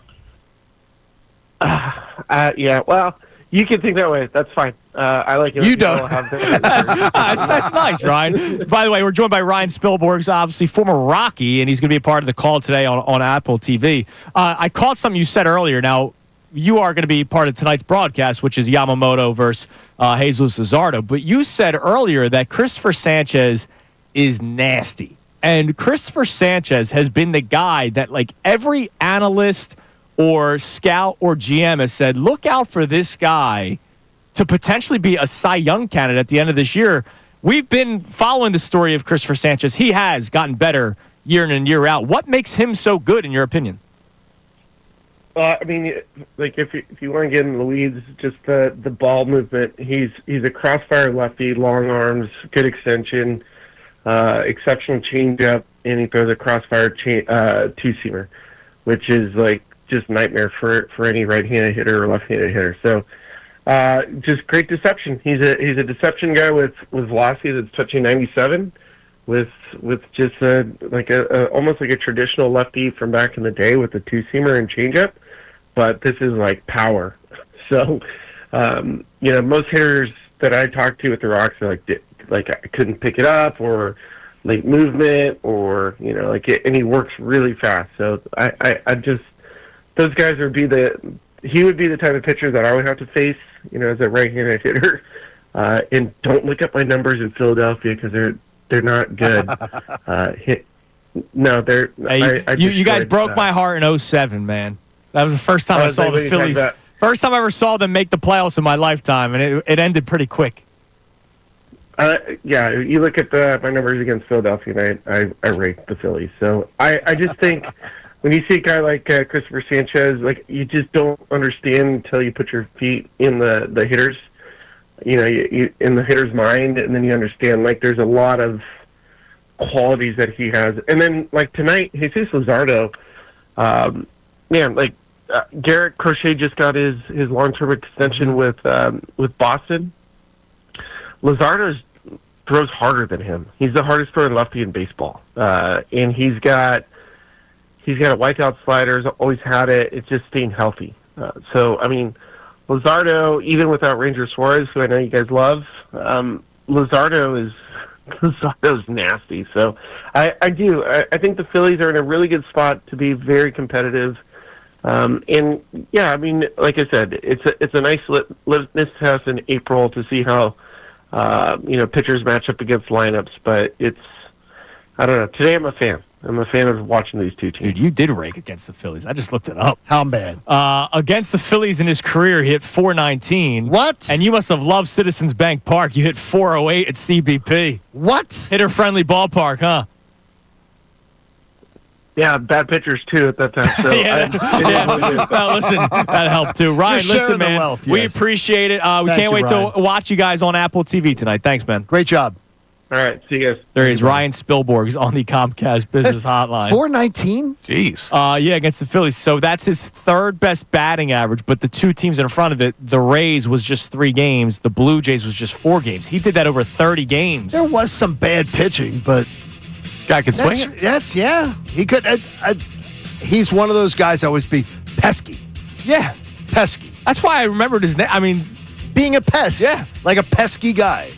Trying to think. He probably hit against John Lieber. And he agrees with you and Connor. He is in your camp. And Ricky B, who knows a thing or two about baseball. Completely in your camp. And the Twitter poll. And we'll get to that coming up next. We just remember today. Yeah. And I'm writing down the date. Remember this in October. Because I don't want to hear any reference to anything that happens in the regular season. He sounds like the guy's trying to get the Tush Push band. He doesn't have enough today, so he says, we'll see you later. Let's see. Could I call Matt LaFleur? See if we can get this vote taken off. All right, coming up next, we'll check that poll. We'll check some text messages. Key 3 as well on a Payday Friday, 97.5 The Fanatic. Mike Missanelli, Bill Colarulo, and Ray Dunn. They have a lot.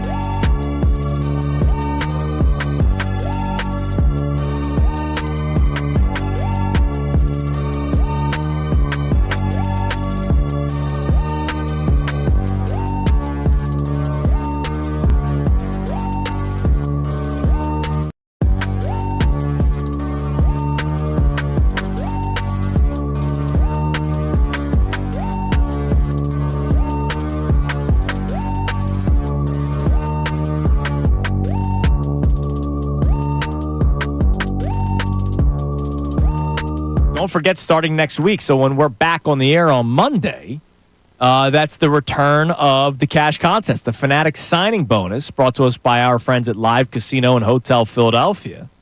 Starting Monday, April 7th, 8 a.m., 10 a.m., 12 noon, 3 p.m., and 5 p.m. Each of those times, we will announce a keyword, and you'll have 25 minutes to enter it for your chance to win $1,000. So we have a chance to give away $1,000, Johnny. Everyone else has a chance to give away $2,000. I think Mike Missanelli put his foot down and said, look, I want to give away $2,000.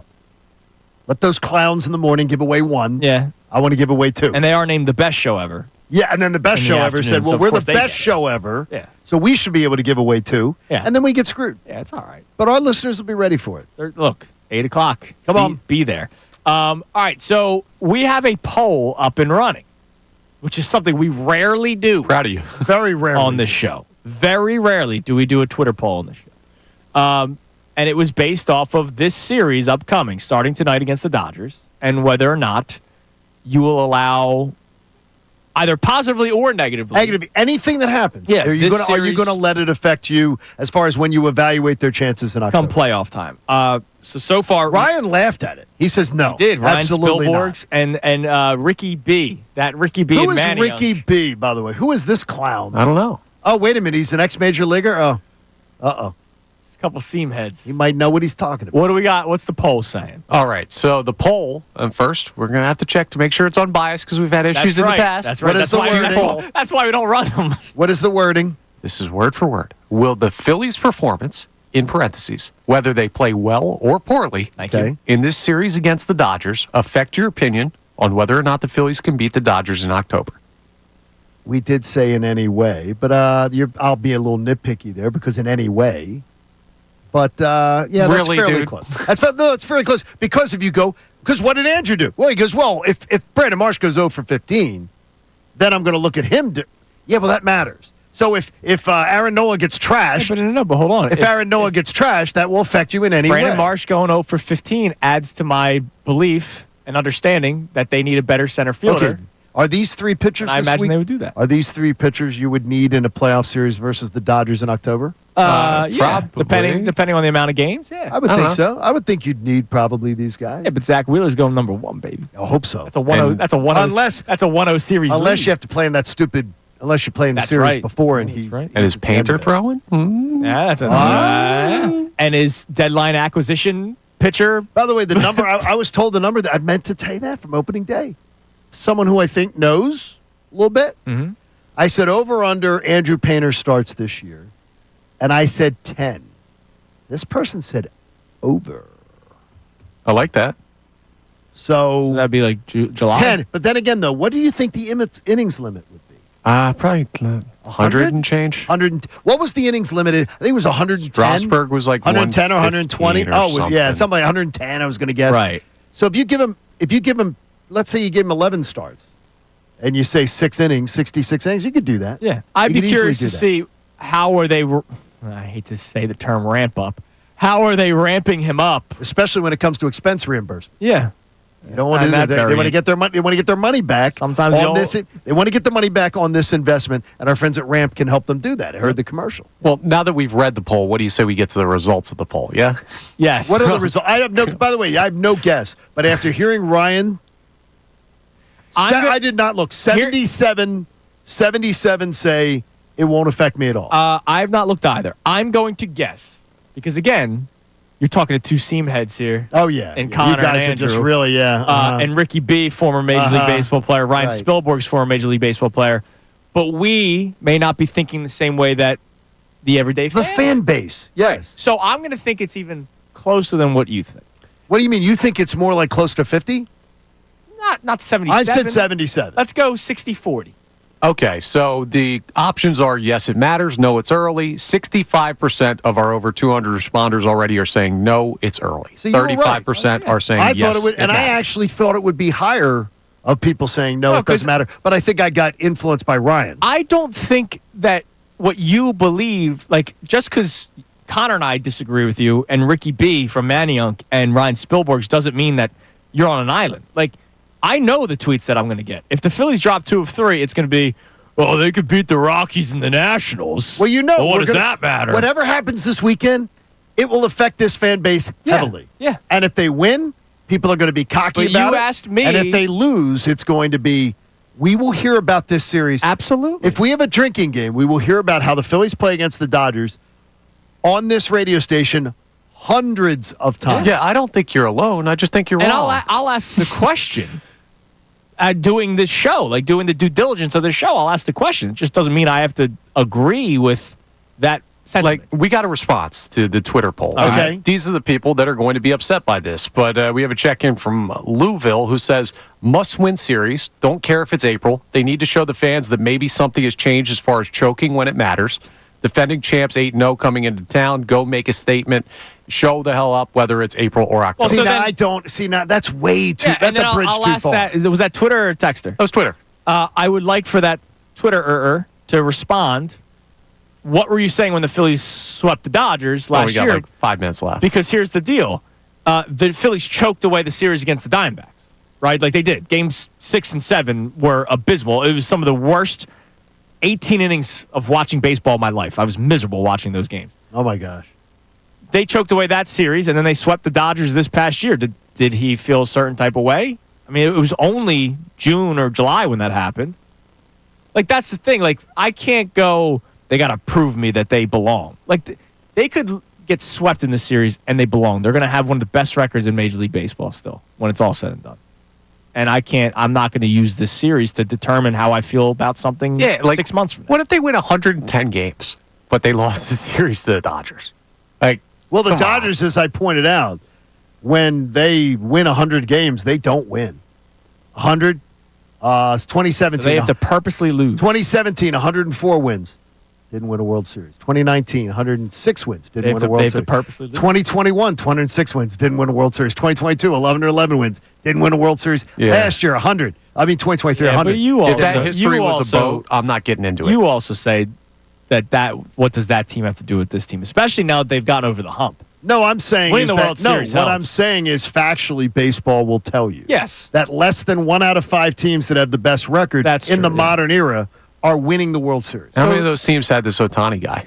Yeah. it's Ohtani. and like 6 other Cy Young candidates. All right, it's time now for the Kincade Salciunas Key 3 best minutes from today's show.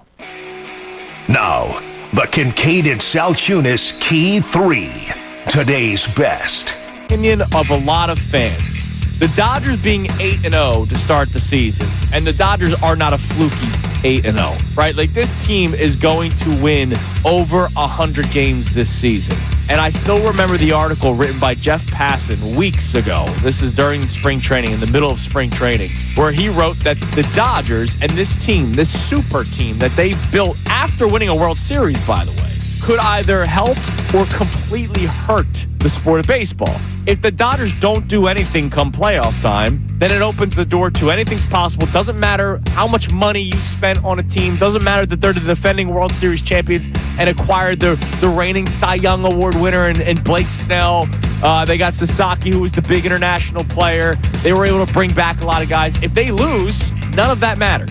If they win and it's almost like Sixers faux, it's almost like, well, what was the point of 2025 and what could be the point of 2026? Because this team isn't falling apart anytime soon.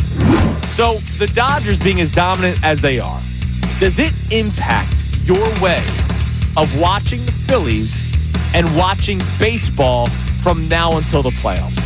It doesn't for me. And mainly because of the fact that I know that in the modern era of baseball, we just go this century, the team that wins the most games isn't going to win the World Series 20% of the time. Yeah. So it means nothing to me. What it means is that, do I want the Phillies to get home field advantage as much as they can? I do. I don't want to do this underdog stuff and be a wild card and think that that's better. No, I want home field advantage as much as I can. But I've watched it in baseball enough, and we've had now a quarter of a century of data to look at. Yeah. The team that wins the most games doesn't even win 20% of the time. So I'm not worried about what's happening in May and June and everything. I'm worried about my team peaking at the right time and fixing some of the problems that they've had with them. Yeah, and look, again, I agree with you. You think most will agree or disagree with that philosophy? Well, I'm curious, because and that's the beauty of doing what we do for a living. We get to check our text line. We get to check social media. Maybe we'll put out a poll today. Who knows, Johnny? You never know. Just so that we can see where the percentages are. I agree with you and your sentiment. Like, the Phillies have now played 2 series. Yes. I did not think about the Dodgers during any of these games. I thought about the Dodgers when I look at the scores at night, or if I'm watching the Dodgers on ESPN, because they're going to have the most nationally televised games this year. Neither did Rob Thompson the way he managed the Rockies series. He didn't give a damn. When I'm watching Phillies Rockies, right? When I'm watching Phillies Nationals, I'm not thinking about Shohei Ohtani. And even though, like, yesterday was the first time I really thought about Phillies Dodgers because they're playing each other today. So, no, it doesn't impact me. All right, here's what would hurt me. If they did make a trade and it was for a package to just get him out of here. Because he is still extremely talented. But what if he's of no use on the court and he's not helping you win anything, and by the way, in his tenure, he has not helped you win anything. He's won an MVP for himself and he's won a gold medal. He's not won you a damn thing. Don't we have to get on with it? Well, that goes back to what I've always been saying to you. I'm going down with the ship because of but you how you don't want the future to go down now. If someone was willing to take him off your hands and you were able to get the next era of Sixers basketball started, why are we I consider it. You're JK guaranteeing this? The Phillies will win the series this weekend. I love the chess day nature. Look, this was a show that did chess day every day throughout the football season. I love the matchup. But I love it. If we're going off of Vegas, right? Vegas. Yeah, go off of the Vegas. Dodgers are the favorites in tonight's game, and I imagine every game. Every game because Wheeler is not pitching. So what you're telling me is odds are, based strictly off of odds. Totally on odds. The Dodgers would win this series, odds alone. You are going up against the odds. So what you're basically doing is, hey, Andrew, I'm going to stand in front of a moving car. Yep. It's going to hit me, but I guarantee you my leg won't break. Here's what I love. I don't know if you can guarantee that. Well, here's what I love. Absolutely why I love it. I like Aaron Nola much more pitching at home. Okay. So I feel very, very good about that. And I love Aaron Nola against big spots, against big lineups when people tend to doubt him. Okay. I absolutely love Christopher Sanchez. Again, at home, where a place where for now, going on his second year, it's only been one start, he has the best home ERA in baseball of any pitcher in the game, including all the Dodgers bought arms. He's the best pitcher at home since the first opening day of last year. I love that too. And Luzardo makes a lot of people miss with strikeouts. Yeah. All right, that is the Kincade Salciunas Key 3 best minutes from today's show. Coming up after the show, for us, before we get out of here, we do our post-show headlines every single day. It gets posted on the station's YouTube channel. Check it out, Kincade Salciunas post-show headlines. We get into a bunch of different topics that we may not have talked about on the air.